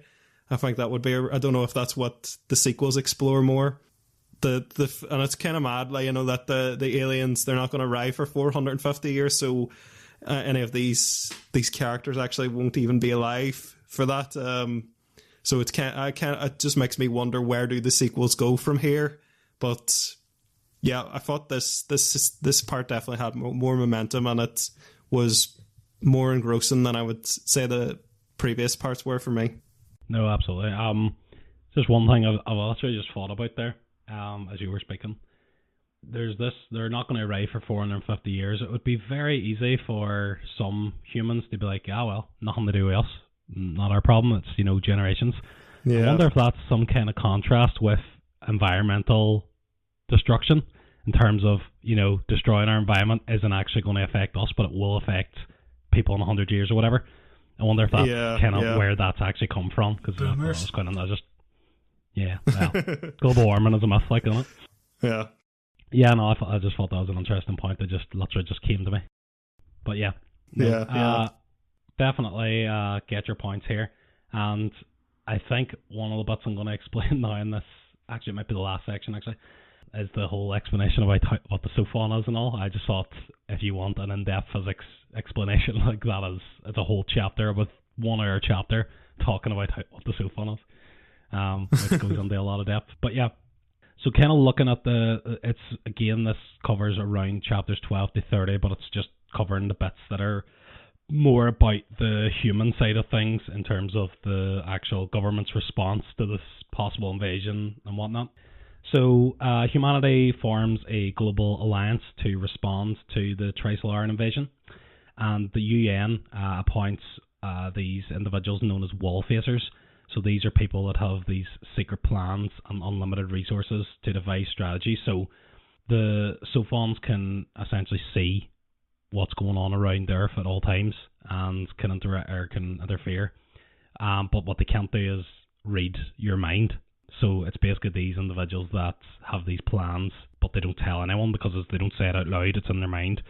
But they can have access to as much resources as they want without question. So that's kind of Earth's first strategy to deal with this. There is actually an interesting strategy that's done in the show, but I won't spoil it here. But I don't think it's actually covered in the book, which again is another strategy. Although I think I know why it's not covered here actually. But yeah, that is the main strategy that humans have devised at this stage to combat this. So these individuals are coming up with plans basically by themselves, and yeah, they can't really reveal what they are until they're going to be realised. Again, not really leaving much in terms of what can be done there. These people might be, you know, doing absolutely F all day and just reaping unlimited resources. I need 10 million for this next thing, and then there's going to be a handful of people doing that, right? But yeah, I believe the people that are chosen for this are like high up in government, or they're, you know, high up in their intellectual field or whatever. But yeah, there's definitely no one in people that are just government like, ever stolen money. yeah, I know. Yeah, so we basically also have, we don't only, obviously the whatever is going on here, that's not going to happen for 450 years, but the immediate problem that Earth is facing is the ETO, and they're actually, you know, causing issues at the minute. They're the ones that are involved with trying to sabotage science's work and stuff like that, and they're causing just chaos and just being outright bastards. And yeah, basically Wang and Detective Shi and a lot of their allies are trying to implement some countermeasures and trying to uncover the ETO's plans. And there's this concept that also comes up here called the Dark Forest, which is actually the name of the next book. And it says that the universe, it basically describes the universe as a dangerous hunter's domain where silence is the only defense. The reason I wanted to just bring up that one point is I'm wondering, I don't know what happens in the next book, I haven't looked, but I was thinking, you know, you're kind of at this stage, you're like, Earth's basically kind of fucked here, like they can't do anything, like, and if this book goes down the route of, oh my god, this unbelievable solution just comes out of nowhere, I feel like if that's going to be something, what it should be is the third player enters the race and this other civilization out there comes into play. A third body, exactly. So that's kind of what I took from this point, or what as soon as I heard it, solution. Yeah. So like another civilization comes out, and then there's this three-way battle or three-way. I don't know if like they'll come and save humanity, but they'll interfere in some way in a chaotic manner, i.e., three-body problem. So that's what I was thinking from that. But I just wanted to bring it up, and you can maybe talk to that and whenever I come to these in a bit. But yeah, also here we have there's a specific chapter I want to talk about is Rebels of the Earth, which is the ETO meetup. So this Wang gets invited after his involvement in the game. He basically gets invited to this meetup, and it is a meetup of all the top dogs basically in the ETO. And I think it's also like a recruitment thing where they're, you know, also welcoming new members like Wang and things like that. So they basically assemble, and there's the faction conflict, where you have the two factions, the Redemptionists and the Adventists, are arguing in some way, and then Ye Wujie comes in, and she is like she demonstrates her authority. She is like the leader, and she punishes one of the Adventists with violence. And she basically, although she says she doesn't like either of the labels, the Adventists or the Redemptionists, she's essentially siding with the Redemptionists at this stage. And her partner, Mike Evans, he's actually an Adventist, which I thought is an interesting conflict. But basically, Ye's whole dream is that the Trisolarans will come to Earth and save them. And yeah, this is as the plan. She actually then at the end of this meeting, a military force or something breaks in, and she gets arrested. And she, part of her interrogation, she finds out what the intentions of the Trisolarans are actually come and wipe out humanity. So she kind of realizes that they were never going to redeem Earth. They were actually going to do what the Adventists wanted and wipe out humanity. But yeah, I think in this meeting is important as well, because this is actually where, you know, Wang finds out who Ye Wujie is. So earlier on in the book, Ye Wujie's daughter is actually one of the physicists who kills herself, and Wang is trying to understand why, and then finds out that Ye Wujie is actually the leader of this ETO, so he kind of pieces together that her daughter killing herself must have been something to do with her daughter finding out that she is actually the leader of this movement. But yeah, he basically finds out as well about that this is, you know, the ETO is who's actually causing this chaos, and who the ones behind targeting his research, his nanomaterials research. So this is kind of this whole chapter about this meetup is Wang finding out all this information. Although us as the readers know about this all, it's kind of one of those ones where the character doesn't know, and then he's the one finding out. So you're getting that satisfaction through the character finding out. Also, then as part of this, the government or whatever needs to find out. They want to seize the communications between the ETO and Trisolarans, and that is all kept on the ETO's command ship known as Judgment Day. So it's basically a converted oil tanker. Mike Evans is, the owner of like this oil empire. So it's a converted oil tanker ship, and they have to come up with a plan to extract this data. It's essentially data like a not quite a bit bigger than a USB drive, but something like that. It's basically a small package of data, and they need to extract it from the ship without alerting anyone, because if they are seen to be doing this or alert, then they are able to erase the data or whatever, and also they can't destroy the data, so that they can't just blow up the ship or anything like that. And they come up with a plan of using the nanofibers. So what they do is they string them. The boat is going to be passing through the Panama Canal, which is narrow at certain points. I think it's like in the book it's described as like the narrowest point's like 130 meters wide or something. So just wide enough for the ship to pass through. And they string these nanofibers across the canal in like this grid patterns, or like this string pattern. So the actual chapter is called Operation Guzheng. So a guzheng is actually a Chinese pluck zither, so basically like a stringed instrument. So that's where they get that name out of, which I thought was quite clever. But yeah, it's basically, you can think of it as like being strung across like a guitar string or whatever. Like it's just strung across in slices. I think they're like half a meter between each filament, and basically the boat will pass through it and be sliced into pieces. And you can't, because the thing is only like, it's a nano material, it's very small and you can't actually see it. They won't even know until it's too late. So yeah, in the show, this scene is just one of the best scenes, because it goes into a lot more of the gory detail of people getting sliced in half and stuff. I think in the book it just describes one of the people on the deck getting sliced, but yeah, in the book it's basically all this panic of people running down corridors and just getting cut in half. It's fantastic. But yeah, basically it passes through this, gets split into pieces, and then they are able to retrieve this data, and that's how they basically find out about what the Trisolarans' real intentions are, and they find out a lot of information about the Sophons and how they're always being monitored, and how the science is being messed up and all that. So yeah, just one thing also, just to finish on this section, is something I didn't mention in the previous one, but as part of her interrogation, Wenjie actually admits to killing the leader of the Red Coast base when she was there, and actually one of his second men, who was actually her husband. So they basically find out, or the leader finds out what she did in terms of contacting the aliens, and he's going to expose her, and she basically needs to try to find out a way to kill him. And then I think she sabotages some wire that hangs around the edge of the mountain or the peak that this base is at. And she knows that this leader likes to go and figure it out for himself if other people can't figure it out.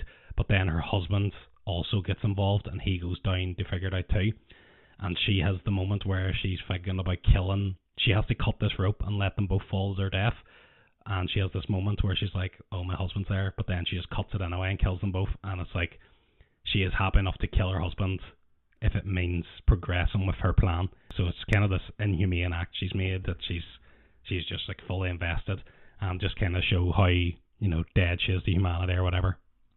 But that was just another thing I wanted to bring up. So yeah, well, what are your thoughts on this part now? So we'll go to you first, Jason. Yeah, it took a bit more of a sort of swing to the action side of things. You say that chapter, Operation Guzheng, definitely had a bit more going on. Sounds again like the TV show may have hyped it up even more. So if anything, that was what you said there was actually the point where I was like, oh, maybe I should watch the TV show. Definitely maybe think, oh, maybe this can be translated a bit better to the TV than audiobook format. With the other sort of aspects of it, again, I didn't find an awful lot to sort of enjoy about it. However, I did sort of like that we found out what the sort of Trisolarans' real intentions are. I did sort of like that. I did like find out that they're actually looking to sort of stunt the growth of planet Earth for their own sort of nefarious ways. But yeah, it's the same sort of issues for me. Some excitement, but generally just not an awful lot to really keep me truly hooked in this scene, in this sections. Yeah, Michael? Yeah, this is what I mean when I said that I'm so mixed on this book, because I've said a lot about like issues that I've had, but this section I actually really loved parts of this section, and it was just the Sophons part. I really love that part, even though it's so mind-meltingly hard to follow, and it's like, especially with like no background and that kind of thing. But to me, I was, as I said at the start, I was able to put my mind into like an abstraction at that point. So it was like, you know, it's like when you're watching the end of like Space Odyssey or Interstellar, when things just go balls to the walls mad. It felt, to my brain, the way my brain processed it, it was like that. And I just I really like that. I just like the big swings and the absolute craziness and so much imagination. And the nanofiber part is probably no surprise, me being the big horror lover, but I absolutely love that moment. That was so cool. Like, and that was like just the idea of this, everything being like sliced up and like nobody being able to see it, and like that would just be absolutely terrifying. And the concept of that is just, you know, it's wild. Like, and yeah, I think it was quite a satisfying kind of conclusion for her, at least in this book, to have her so humbled after she's been so obsessive and pragmatic and single-minded about her mission. It was kind of, you know, for her to realize that the Trisolarians are not actually these saviors, and that they're going to do what most species on Earth anyway do when they like find the, you know, the inferior kind of species that has what they want. They'll just eradicate them. And yeah, that's not a surprise. That's why someone like Stephen Hawking was so like against all the communications being sent out to space, because he thought something like that was probably the most likely outcome if we ever did make contact. So yeah, I personally, this was probably my favorite part of the book for the Sophons and that crazy description of them, and then the nanofiber part as well. I love that. Yeah. No, cool. Yeah, I would agree. Like, I mean, my favorite scene is probably the whole nanofiber slicing, but yeah. Stephen, how about you? Yeah, I like this section. I think the Sophon stuff, yeah, I still wasn't keen into that. But the Red Coast stuff, that, you know, yeah, when Jay did start picking up where she, you know, has to cut the rope and everything, that was starting to get interesting. So that made me happy. And then all the stuff about the ship. What's the ship called again? The Judgment Day. Yeah, all the stuff about that was really good. The only thing that I had a problem with in regards to the whole plan to stop the ship was why didn't Wang suggest to use the nanofibers? Why was it that top guy? That just didn't gel with me. Because, you know, Wang created them, but yeah. Anyway. So I felt like it could have been a good moment for him to shine a bit, but yeah. It's whatever. It's a good section. But I think it got dragged down by the next bit. Yeah. Maybe just your point about that. I don't know. I don't think it's actually explained in the show. In the book. But in the show, the person that's responsible with the nanofibers like feels really guilty about doing this. It's actually a woman that's one of, you know, Wang's characters split into a few characters. And she's not happy about having to do this. So I feel like maybe Wang, he obviously is the one that's created this, but of course it's other people that want to use it for military reasons or to kill, whereas he obviously doesn't want his invention used for these bad purposes. Yeah, but yeah. Okay, that's actually makes a lot of sense. I mean, I don't know if the book explains that, but that's just kind of the way I think about it. That's my headcanon, yeah. That's what's fascinating. Fair. Yeah. So the last few chapters then, there's a whole chapter dedicated to the Soulfon and the description of what it is. It's basically like a proton unfolded in the end dimensions, and then there's this whole mad description about it. I won't go into too much about it because, to be honest, I was completely lost at this part as well. I think like higher dimensions is obviously the whole point of it is that we can't even comprehend higher dimensions. So I feel like even describing it is something that's very hard. But I feel like even though I didn't understand what I was describing, I feel like he did a good job because I didn't understand it. That makes sense. It sounded right. Let's put it that way. But yeah, it was just bonkers, like the way they were describing it. But what I liked about it is how it's because it's a small particle, but because it was unfolded, it became essentially massive, and then they're able to imprint a computer onto it, and then refold into the same small particle again. So it's basically this AI particle, and it's able to. So that's like it's not like they're controlling it down on Earth. It's like when they send this to Earth, it's AI, so it's able to do this itself. But the whole thing is, the thing that I find interesting is the thing I understood was the quantum entanglement. So they basically make four sophons. They send two to Earth, and it takes, because they're traveling speed of light, takes 4 years to get there or whatever. So this is, I'm not sure what point this was, they sent them. But they keep two, and then because of quantum entanglement, you're able, whatever state that one of them's on Earth is at, there's one at the other end that's in the exact same state. So you basically have an instantaneous messaging system. So that's how they're able then to communicate and do all this stuff. You lost me there a wee bit.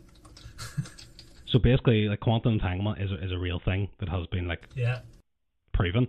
So it's basically like two particles. Like twin protons, isn't it, or particles? Sorry, I am not They're sure. Sort of like yeah, go on, Michael. They can be like, one can be like at the other end of the universe or to the other one, but they're like, because they're like linked, kind of. They react in the same way or something like that. Is my understanding of it. They're basically linked. So I don't know how they are. Like I don't think people know. There's obviously theories, but they're linked, and they can like whatever state one's in, the other one will be in the same state, and if they change states, the other one changes instantaneously. So now, rather than having to be bound by the speed of light, you can actually send messages via this, and this is how like quantum computers are theorized to work, and how they'll be so fast and stuff like that, because you have all this going on. You're not restricted by the speed of light anymore. But yeah, like that was so interesting with all that, because it actually is stuff that I have learned about before, and it's just like good to see, like, although this is a very extreme use case of it, it was just so interesting. But yeah, it's a good idea. We should definitely do it. We should definitely create a sophon and then send it to some alien planet, doing whatever. But yeah, the whole sophons is just madness. The description that they give was, I couldn't even do it justice here. It was, it lost me at parts with the higher dimensions and all that kind of stuff, and all the unfolding and all that. It absolutely melted. But yeah, complete melt. But it was, it sounded interesting. It was interesting in how much I don't understand about it. But yeah, also just in these final chapters, we get Wajaya kind of during her last interrogation. She kind of admits that she believes the Trisolarans would be, our superiors, and she wanted them to come and take over, but she kind of realizes that the assumption was flawed, and now that she knows that they're actually coming to wipe us out, there's almost a bit of regret in her, but again, she kind of seems like she's almost still proud of her scientific achievement. But I kind of mentioned that was one of her reasons for doing it earlier. I feel like I could still feel that. So she basically goes back to the site of Red Coast Base now, this being like 40 whatever odd years later. Red Coast Base is no longer there. There's not even any like ruins or anything, but there's like a plaque where it's actually where it was. And I think she sits there and she kind of reflects, and she says, whispering, "My sunset and sunset for humanity," as she watched, like she said, she used to watch the sunsets from there all the time, and that's what she wanted to do one last time. I think it's implied here she probably kills herself, or someone else does.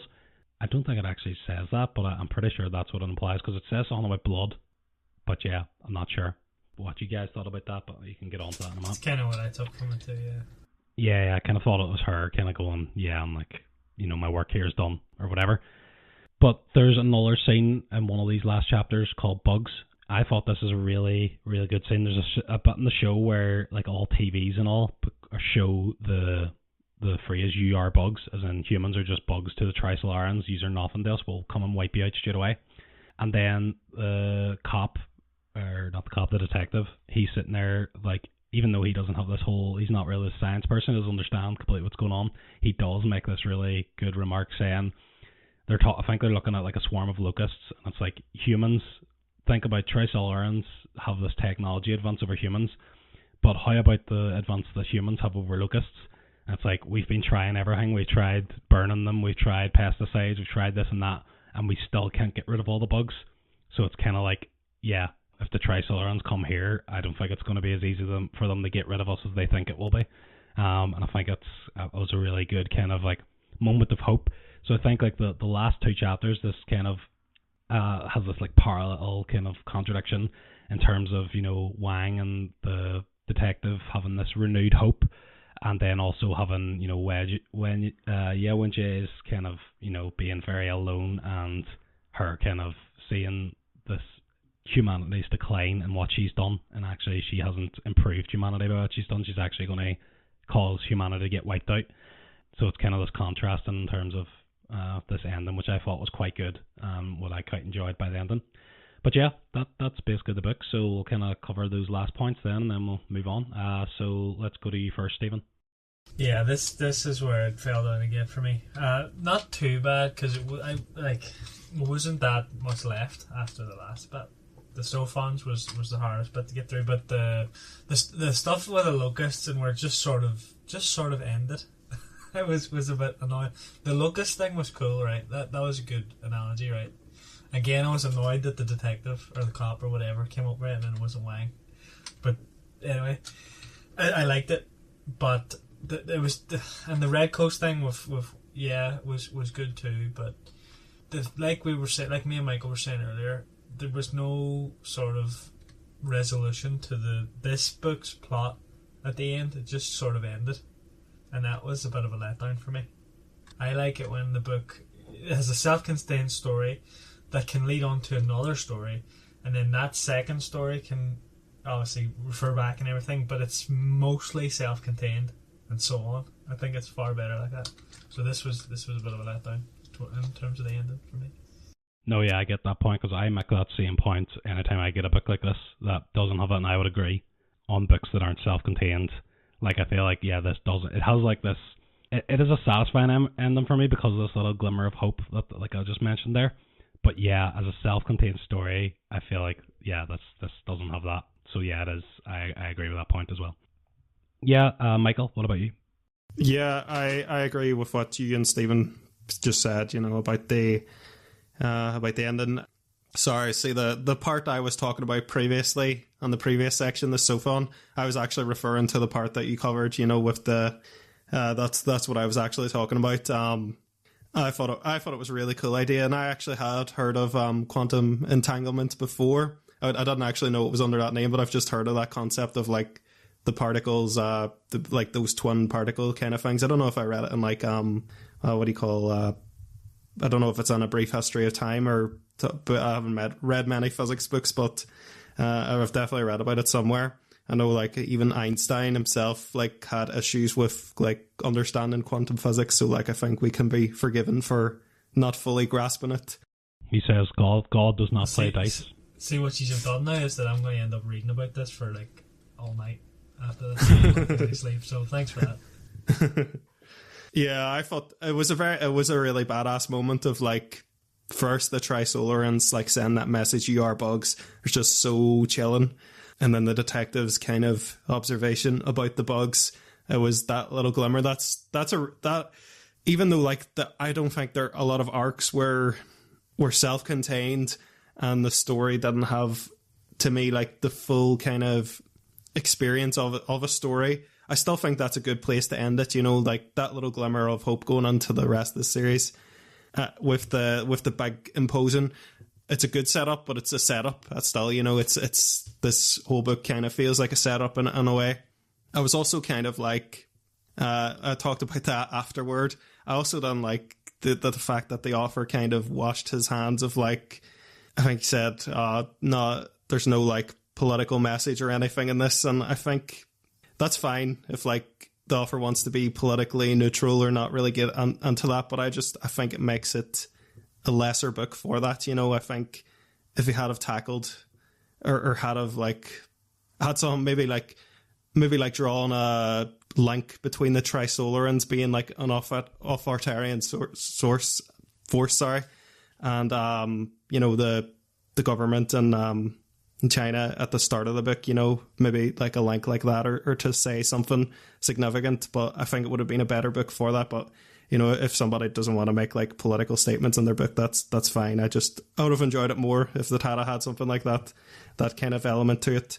But yeah, I love the Sophon part. Thought the part with the bugs was really good.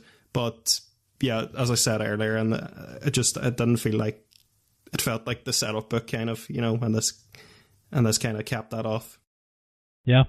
And Jason? Yeah, not much. The Sophon bit, I think I previously said, like, I just thought it was mental. It was insane. I think that was up there as some of the hardest theoretical sci-fi I've ever had to try and listen to and get my head around, which I just couldn't in the end up. So that was a bit of a struggle right at the end of the book. And I think sort of what Michael was saying and what Stephen was saying is like, yeah, like the actual, like the bit with the locust, I think what you said as well, like it is nice because it sort of like sets up like, you know what, yes, they have better technology, but we'll survive, or like the locust in this situation. That was actually quite a nice ending, and I think if anything worthwhile had happened in the previous 14 hours, it might have felt like a nice ending to a book to then lead on to a sequel. But I really don't think you don't get the payoff of that nice sort of finishing line without giving anything of particular note to sort of, to say, well, this has all happened. It's just been like, oh, well, here's 12 hours build up, and then, oh yeah, they're the baddies, and this is what they're going to do, and it'll be grand. On for the next book. No, yeah, fair. I think that ending, I think what's like Stephen saying, I agree with Stephen in terms of I like a self-contained ending, but then I agree with kind of what Michael's saying there too, is like, as far as non-self-contained endings goes, that was a pretty good one in terms of I like the way I was satisfied, like the way it went. So I feel like, yeah, if I'm not going to get the self-contained kind of thing self-contained book, then I feel like that still did a good job of that. And because that is a criticism, like I do have a lot of books, like I feel like the one I always say does it well is Harry Potter, because even though this thing isn't done, it's like, and I feel like it's done well in Harry Potter because it's like a school year comes to the end, and that's like almost a cheat for it. But it's like you kind of get this boss fight or whatever at the end, and then maybe he doesn't defeat him properly, but like Harry wins in some way, and then but he doesn't completely win because it's not over yet. So it's kind of like you get this resolution, but not a full resolution. So I feel like that's a good example of doing it, how I would want like a story that's going to continue in the multiple books to be done. But yeah, I feel like that maybe is a harsh criticism at times, because it is hard to do that, especially if you plan to do like a trilogy from the get-go. Like, I'd say it wouldn't be fair to say, no, they should have put all this in one book. So yeah, that you have to do it some way, and I feel like he did it a good way. So that's kind of my thoughts on the ending. Okay, I think that's everything. If no one has anything else, we can go on to our rating. Yep. Star rating. And here we can also, I haven't mentioned too much about the narrator throughout this. The narrator was grand for me, I think, because of the characters and stuff. There wasn't really much for the narrator to do in terms of, like, he couldn't really do much creatively.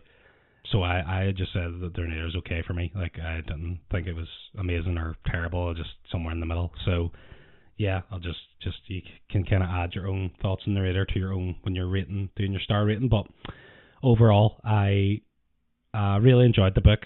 There's a lot of gripes I had there with it in this form.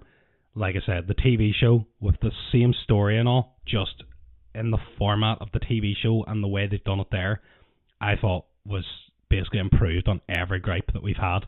So I think, like I said, the TV show was probably 9.5 out of 10, just missing that one wee bit, but it could come in when you see the next season of the TV show, and then you get a more better appreciation for the previous season, stuff like that.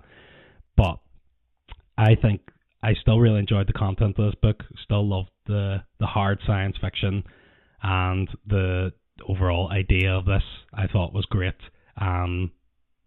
So I think overall I'm going to give this a 7.5 out of 10.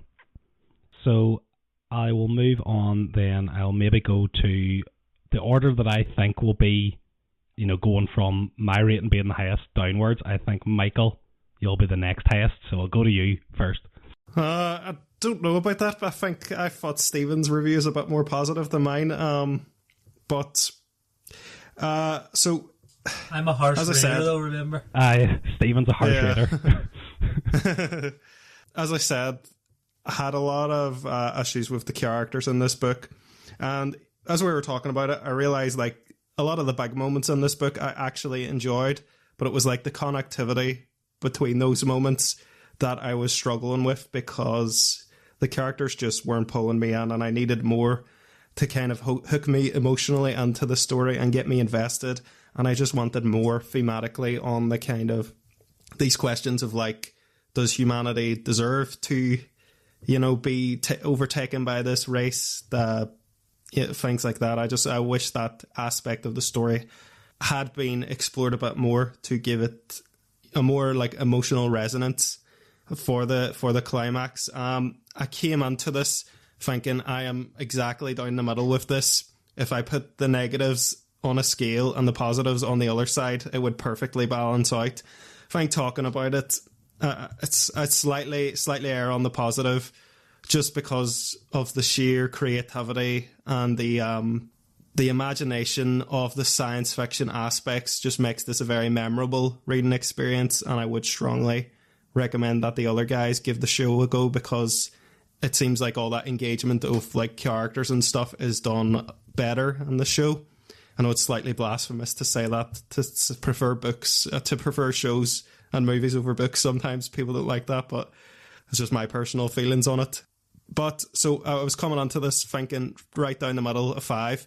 But I've slightly been turned around by our talk to just add like a little marble onto the positive side to tip the balance a little bit. So I'm going to give this a 5.5.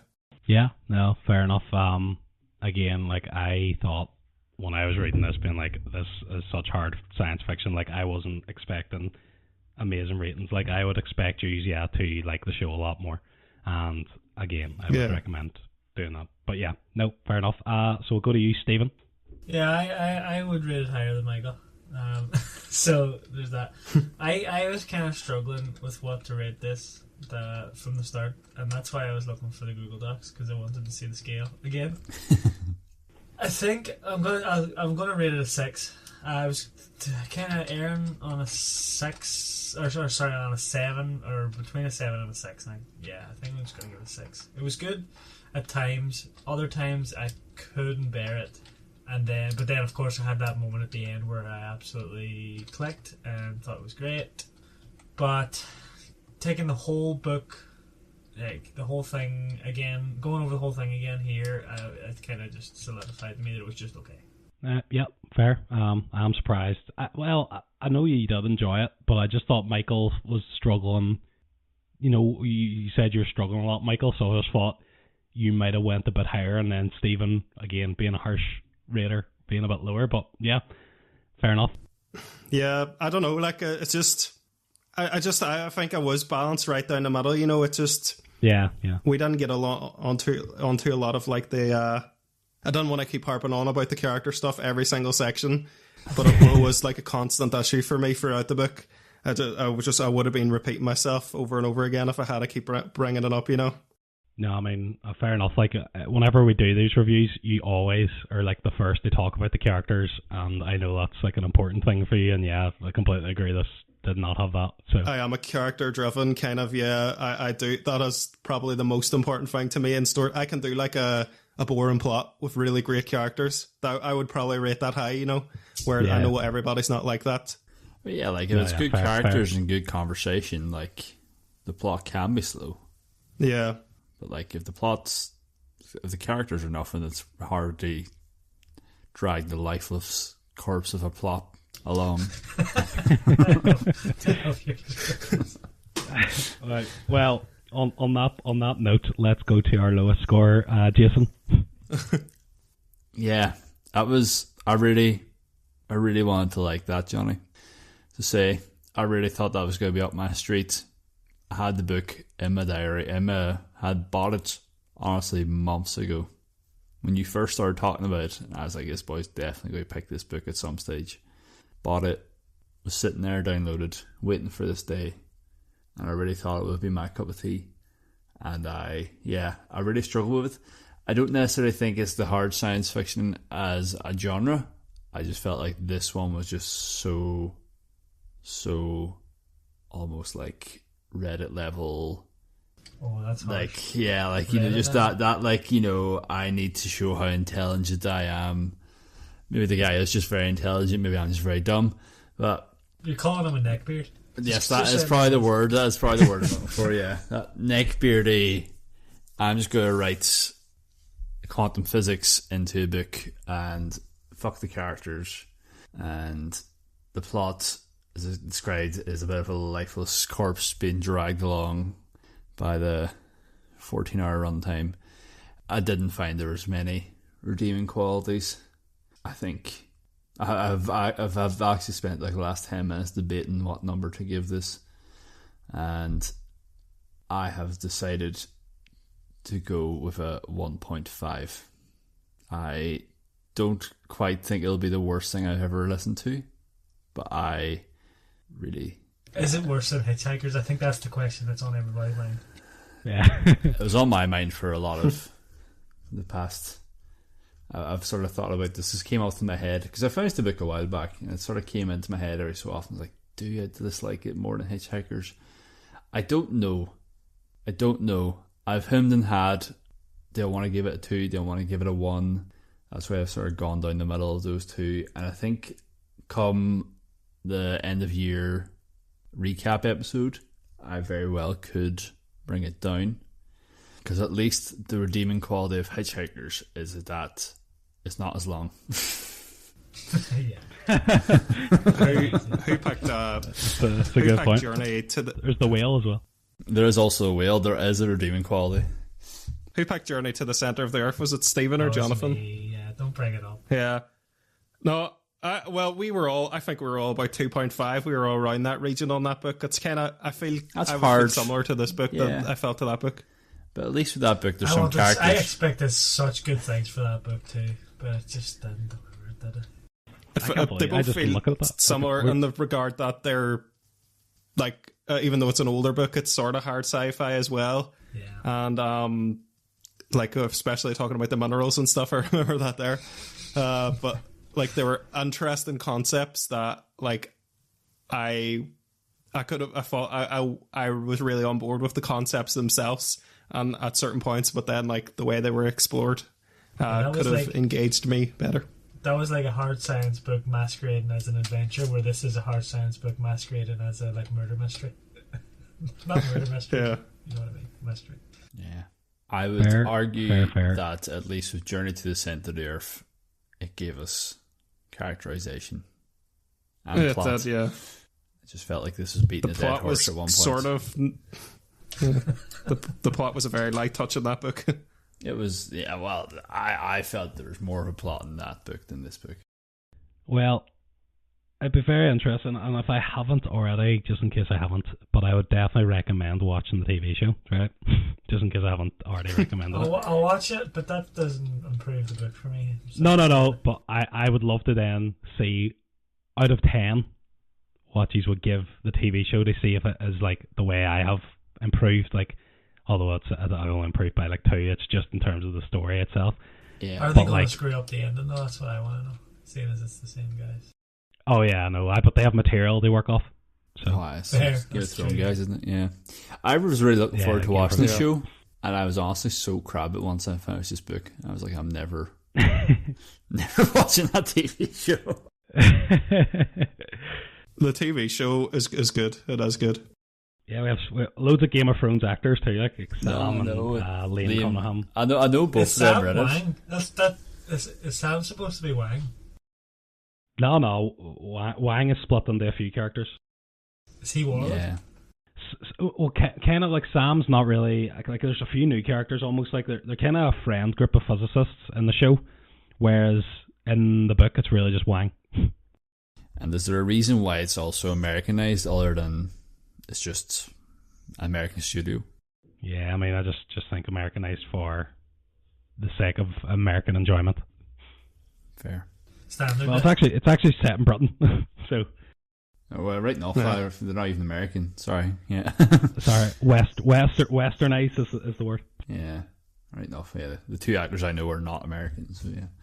There is a couple of Americans in it, but yeah, it's like westernized. But yeah, I would just say at least watch the first few episodes, and if you still don't have the same enjoyment, then maybe stop, because maybe it is the story itself. But I feel like if you get like the first 2 or 3 episodes, even the first episode, the way it ends, I thought was just brilliant. So like, I just think, see if that gets you. But yeah, I understand the book. Like, it was like, for times for me, the science fiction bit was just a slog as well, and like, not even like, I know your gripes are whaler things as well, but I thought I could see why people maybe don't connect with the book as much as well, for that reason. But I mean, overall, like, I still enjoyed it, but I think it's because of the story that I was introduced by the show. I've got this appreciation that I don't think I would have had if I had just read the book first. So yeah. That's where I think my love or like for it, whatever 7.5 is, I feel like that's where that has come from mostly. But yeah, I think we've harped on about it long enough. It's good to have done a book that was a bit less liked for a change by me, because you usually love my books. Because I pick all the absolute classics. No, I mean, to be honest, I don't take it personally at all. Like, it's not. I don't write the book. But yeah, no. Let's move on then to I think, do we do comparison next? Yeah. So, anyone have any comparisons to other media? TV show. The TV show. We haven't even mentioned that once. Yeah, I talked about. Yeah, that's what I was going to say. Go ahead, Michael. I talked about Arrival.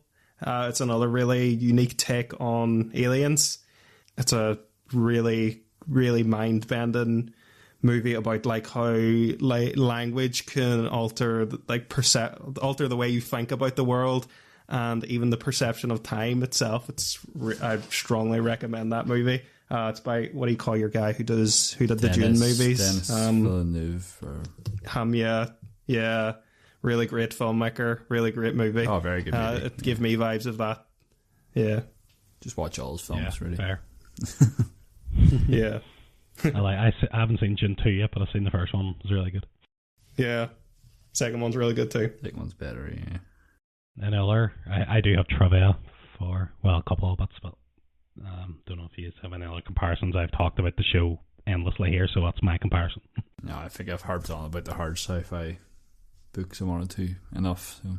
Yeah, so I just found one kind of, because I was looking at basically like what awards and all this on. Also, this book is very highly revered in China. In terms of science fiction, kind of like is one of those ones that kind of got China into the whole science fiction sphere in terms of the western side of the world after the translation, obviously. But there's in 2019 the New York Times cited Three Body Problem as having helped popularize Chinese science fiction internationally, and says that the book was endorsed by George R. R. Martin, who did Game of Thrones, for anyone that doesn't know, but I'm sure if you're listening to this podcast, you do know who George R. R. Martin is. Facebook founder Mark Zuckerberg and the former US President Barack Obama. So George R. R. Martin actually wrote a blog about the novel and says he personally expressed its worthiness of the Hugo Award, which it actually did win in 2015.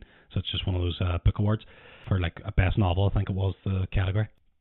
And Obama said that the book has immense scope, and he says it was fun to read because it made his day-to-day problems with United States Congress seem fairly petty, which I thought was definitely, to imagine being the president whenever something like this was going to happen. I mean, everyone just turns to you being like, right, solve that for us, please. This is a problem that is outside of any human, bigger than any human, so I just thought that was quite funny from him. Yeah. But yeah, that was just an interesting wee bit I got from online. but George R. R. Martin's approved, so maybe that's why the Game of Thrones boys knew about it. They seen him talking about this. He's like, "What else can we take from George R. R. Martin? Oh, there's a book he likes. Let's go ruin that." See, when you started mentioning him, I was wondering if it was like a marketing thing that he said it was good, but if it was that long ago, maybe not. Well, won the award in 2015, so I feel like the Hugo's like a science fiction award. Yeah. No, but I'm just saying him endorsing it, if that was somehow related to these two guys, that they were doing it, sort of thing. But if it was that long ago. I don't think so. George R. R. Martin's a really big name in like science fiction as well. He does like a lot of anthologies and stuff. Well, he needs to stop that. I need to stop reading George and right. Right. That's my trivia. Anybody else have any science trivia just in general? Anybody know anything interesting? No, but I'm going to go read about what was it, quantum entanglement. It's going to be fun. That's fun. Yeah. Yeah. I was going to mention Obama, but you beat me to the punch there, Jonathan. Because we also mentioned him in the Witcher. He was a fan of that book as well. Or was it like the president of Poland give him the book or something? Yeah, that's right. Yeah, very, very well read, Obama. Should listen to our podcast. Can just picture how he probably could be. Like, if Obama, if you're out there, hit us up. Let us know what's the correct what's your update. Big Barrio. So moving on then, we'll go to I'll go before we kind of get on to our talking absolute bollocks about what else we're doing. We'll go to Jason for the next pick. So Jason, take it away. Thank you very much, Johnny. Thank you for choosing that book. That's called politeness, ladies and gentlemen. That is called sarcasm. No, I was being polite. I don't really know why I've picked this book, I'll be honest with you. I think I picked it just because it's new, and I just wanted to pick something new, pretty much. I just wanted to go out there, new book, hopefully no one's read it as soon as it's been released, because I think it's only been out like 2 months. And I just thought, yeah, fuck it, let's just go in. Probably an absolute nightmare to try to summarise it, because there'll be probably no plot summaries or chapter summaries for me to look back on, so gonna have a fun time with that. I did write in the group chat, and I think you guys all said you were happy to go ahead of a 25-hour book, isn't that correct? Has to be good now that you've slated Johnny's book. Yeah. Well, I don't know. I don't know if it's good. Imagine I have to sit for 25 hours. It has to be though. Pure shake. He's gonna rake you with the coals. I'm not. You can if you want. Jason, I would never let one review influence my choice of another book. If your book's shit, it's shit because it's shit, alright? It's not because I'm getting you back for something else. Exactly. And that wasn't a revenge rating. No, I know. Have you checked with Michael? But now Michael's going to take 2 days to read this book as opposed to the usual one. Have you checked? Is that alright, Michael? Michael, does that fit into your schedule? Yeah, no, that's fine. Aye. No, make room. Good. Well, yes. The book I have decided to choose is by an author who I've never listened to any of his books or read any of his books. I've seen his name about. It's an author called Joe Abercrombie, and the book is called The Devils. Oh fuck! Not good that he's saying that. No, we're. You think George R. R. Martin is dark? And it's called The Devils, called The Devils. It sounds dark. So here's a wee picture of the cover. It doesn't really give an awful lot away, but hold on, just to, because Michael, you've read this author before, so you have some kind of advantage. What does he normally do? He normally does fantasy. It's like grimdark fantasy. It's called. It's sort of like, it's like nihilistic kind of. The baddies won, everybody is terrible human beings kind of fantasy. So George R. R. Martin on crack, just. More extreme George R. R. Martin. Yeah.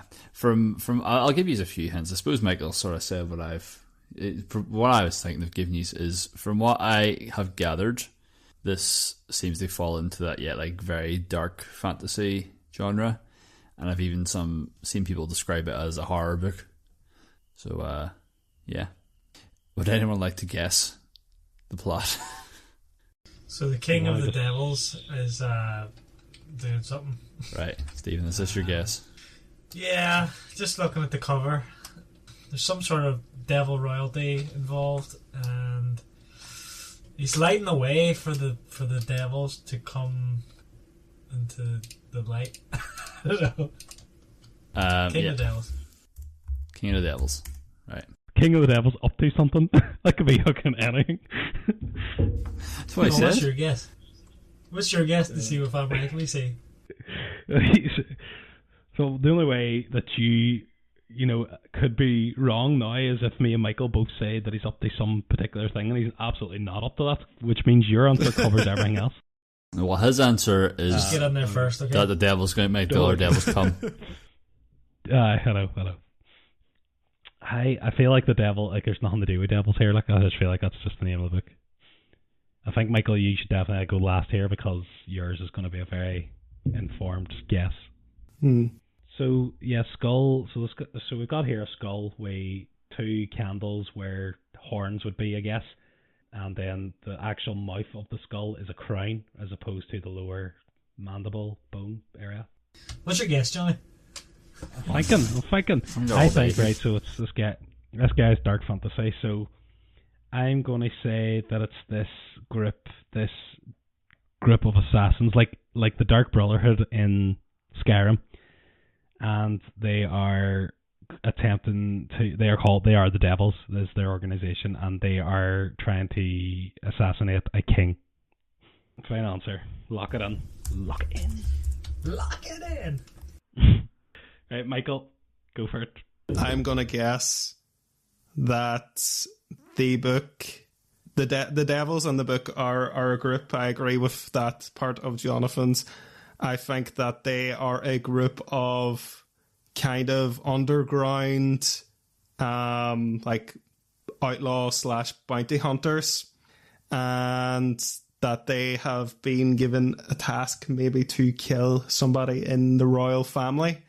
I think there is going to be a magical element to it, like sort of dark magic, like necromancy or something like that, based on the skull. I think there's going to be a lot of torture and blood and brutality. I hope so. Jesus Christ. And you're basing this on The Offer, I assume. Yeah. Right, okay. And there's gonna be a couple of like really strong badass female characters.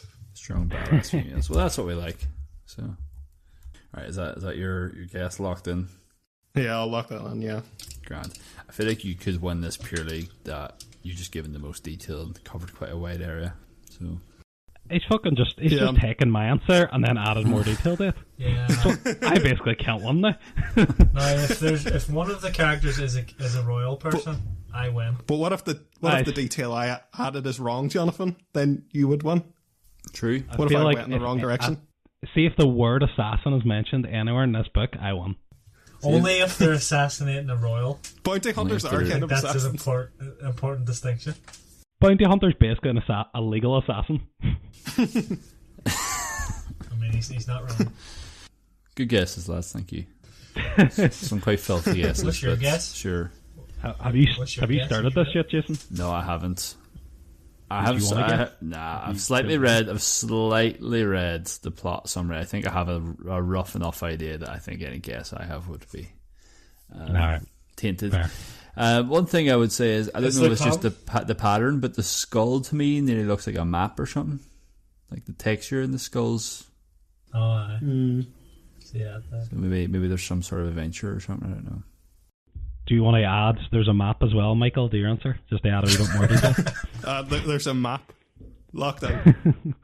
That was my detail, right? Right, Jason's guess. There's a map. So if there's a map anywhere in this book, it does look like a map now that you say it. Well, I thought that's what I thought. That's what I looked at. A map, some So candles. it could be a treasure hunt of the devils. Candles and kings. Maybe it's going to be like about ye oldie. It could be a so.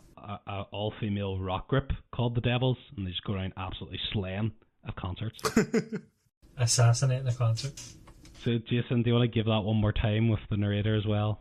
Oh, I did not give the narrator actually. So the book I have chosen is called The Devils, written by Joe Abercrombie and narrated by Stephen Pacey, and I believe that was released It was in released May. I believe it was released in May. Yeah, it was released in May. I've heard good things about the narrator. I've heard good things about Joe Abercrombie. Yeah, that was more between that and just wanting to do something brand new. That was pretty much where I've gone to here. I've not read any of his books. I've seen his name floating about, but I've never read any of his books. So that's the First Law trilogy is like the one that he's most known for, I think. And then there's like books based off that series that have done really well. I will be starting this book tonight if I ever get off this podcast, because this has turned into a beast of an episode. So let's move along. What else are we consuming? I'll go first. I was consuming The Three Body Problem. That's what you guys will be consuming that to come on.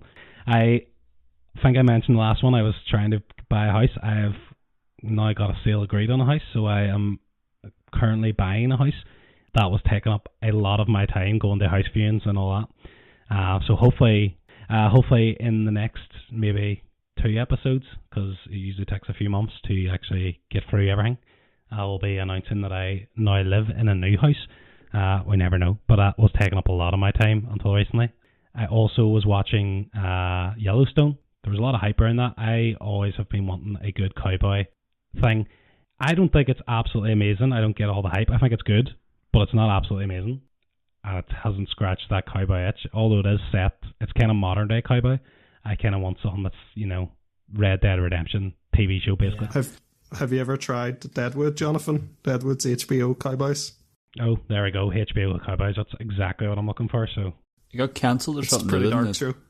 Yeah. No, I have not heard of it. It was wasn't one of their most famous shows. It was kind of underground, but it's one of those ones got really cult following. What was that cowboy book that we did? I can't remember it now. Cormac McCarthy, Blood Meridian. That's what you want, Johnny, isn't it? No, because I hated Good that old book. Blood Meridian. It was just a light-hearted jaunt. Very good. I want something in between that and Tinky Winky. As dark as Joe Abercrombie as it won't be as dark as that book. It won't be as dark as Blood Meridian, right? No. It's pretty dark, but yeah. So I have actually been doing a bit of gaming recently. I have been playing Assassin's Creed Origins, which is the one set in Egypt. That's the first one that was like a proper Assassin's Creed RPG. Loving. I never finished that one. I finished Odyssey, which is the next one after it, and absolutely loved that. So I've gone back now to play that. Also today, I've never played them. And Jason, I remember you mentioned them in the back, but I've actually played Resident Evil 2 today for the first time. The remake, so I might start doing those games. Yeah, the remake. Yeah, it was the original was like 98 or something like that, but it's the one that was re-released recently. Two's very good. But I seen the review said it was very close to the original in terms of the story and all that kind of the mechanics and all that. It was just obviously modernized. So yeah, playing that, I think it's pretty good. It's kind of like a puzzly kind of one. You have to kind of go around and find wee bits and put them together and all that, and kind of find your way out of the place. Yeah, it's quite good. But yeah, I've been playing that, and I'll probably continue because it's on Game Pass, the Xbox Game Pass, and I think the third one got a remaster too. Third and too, so I'll play fourth also got a remaster.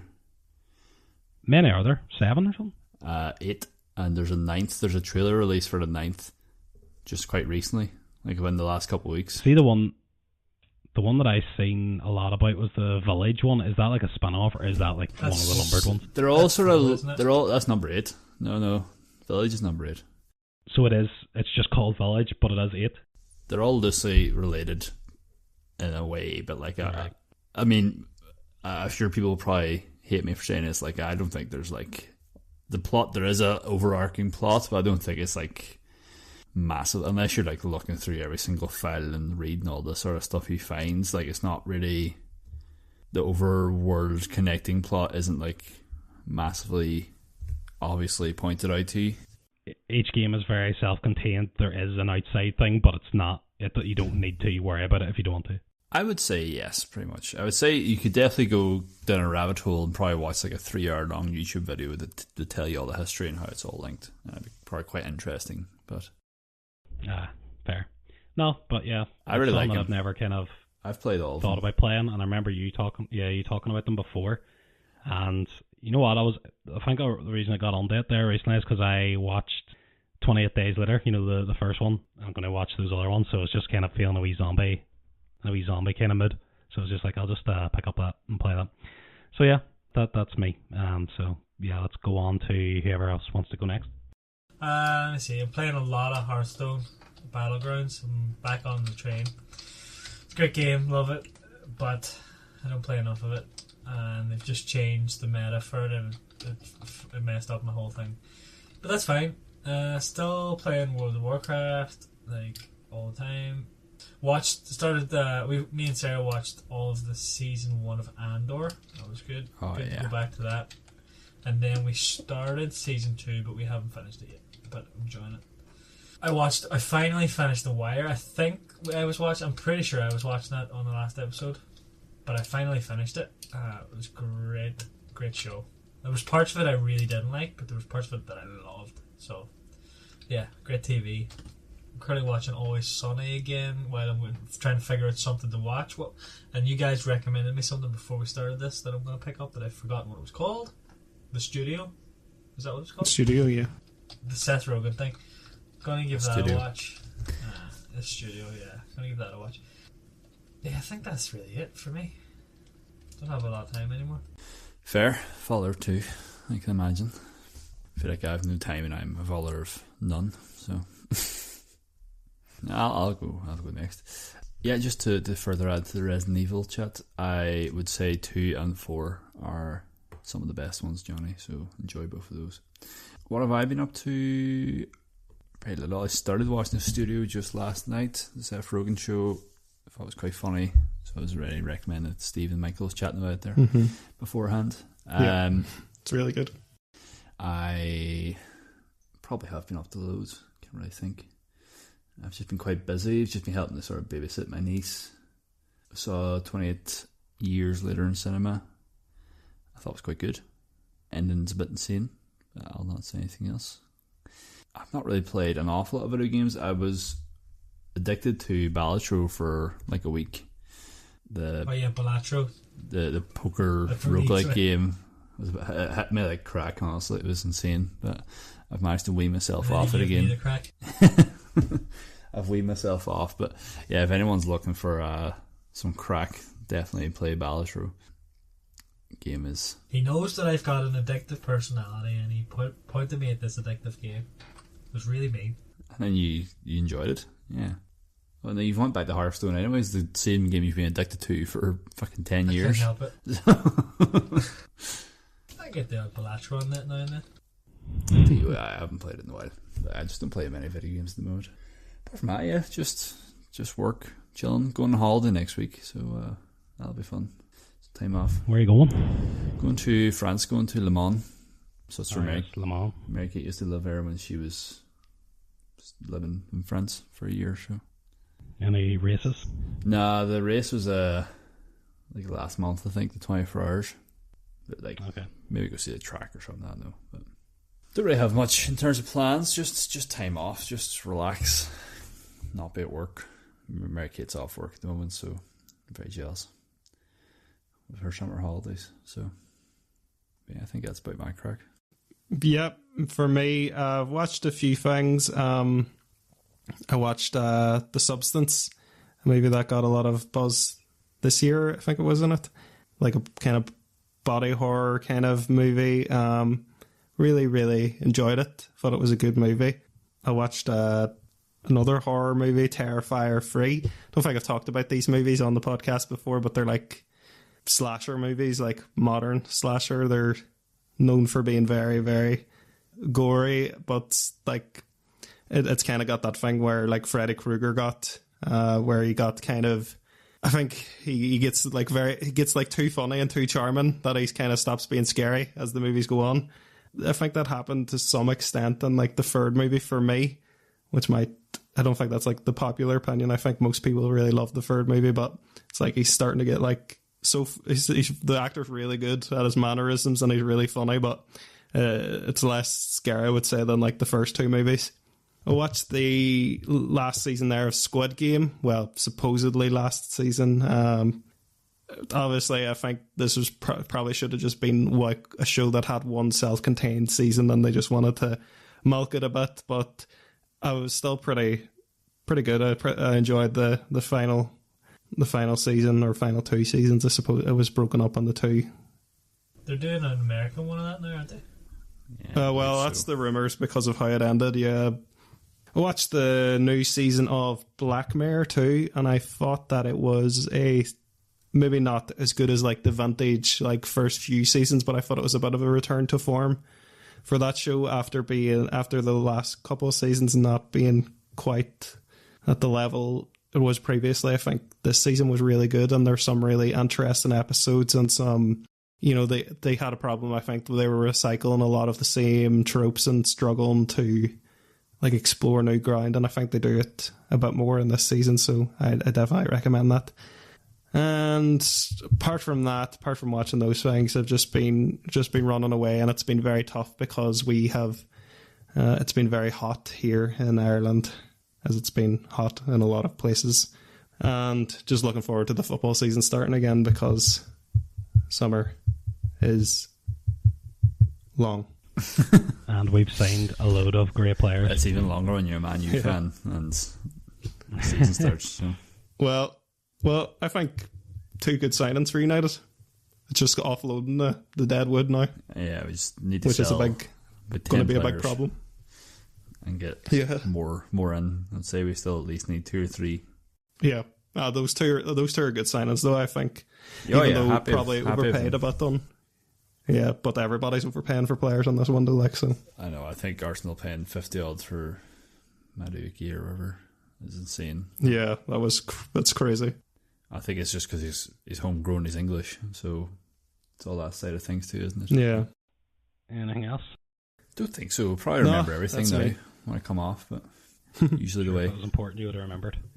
I know. I always finish these and I'm like, I was going to chat about that and that and that. And You're watching Game of Thrones, did you say that? well, I was saying that to you. I literally started the first episode about half an hour before we started this podcast, so jury's still out. Will I ever finish it? Still 2 episodes of Squid Game left, so we'll see what happens. Very good, very nice. Any plugs from anyone? I think I just have the usual blog stuff. I haven't wrote one in 2 months because of the house stuff, but now that the house stuff is done, I'm going back on that train, so keep an eye on that. Anyone else? Michael? Nah, nothing much, because I'm struggling to be productive because of how sunny it's been and just spending a lot of time doing things like social things and stuff. So I seem to do a lot more during the dark periods, the dark months, but I'm trying to lock on a bit more. That is fair enough. Like, I mean, we don't get the sunny weather like that in Ireland too often, so you have to make the most of it. Yeah. Jason, Stephen? Nah, nothing. No plugs for me as usual. Good stuff then. Well, this has been an absolute beast of recording. It probably could end up being our longest episode yet. Just because of all those explanations I had to make. I'm not science. It didn't even feel that long to me. Right then, chatties on the flippity flop, I guess. Flip flop. Right. See, Bye. I took my thing. Bye.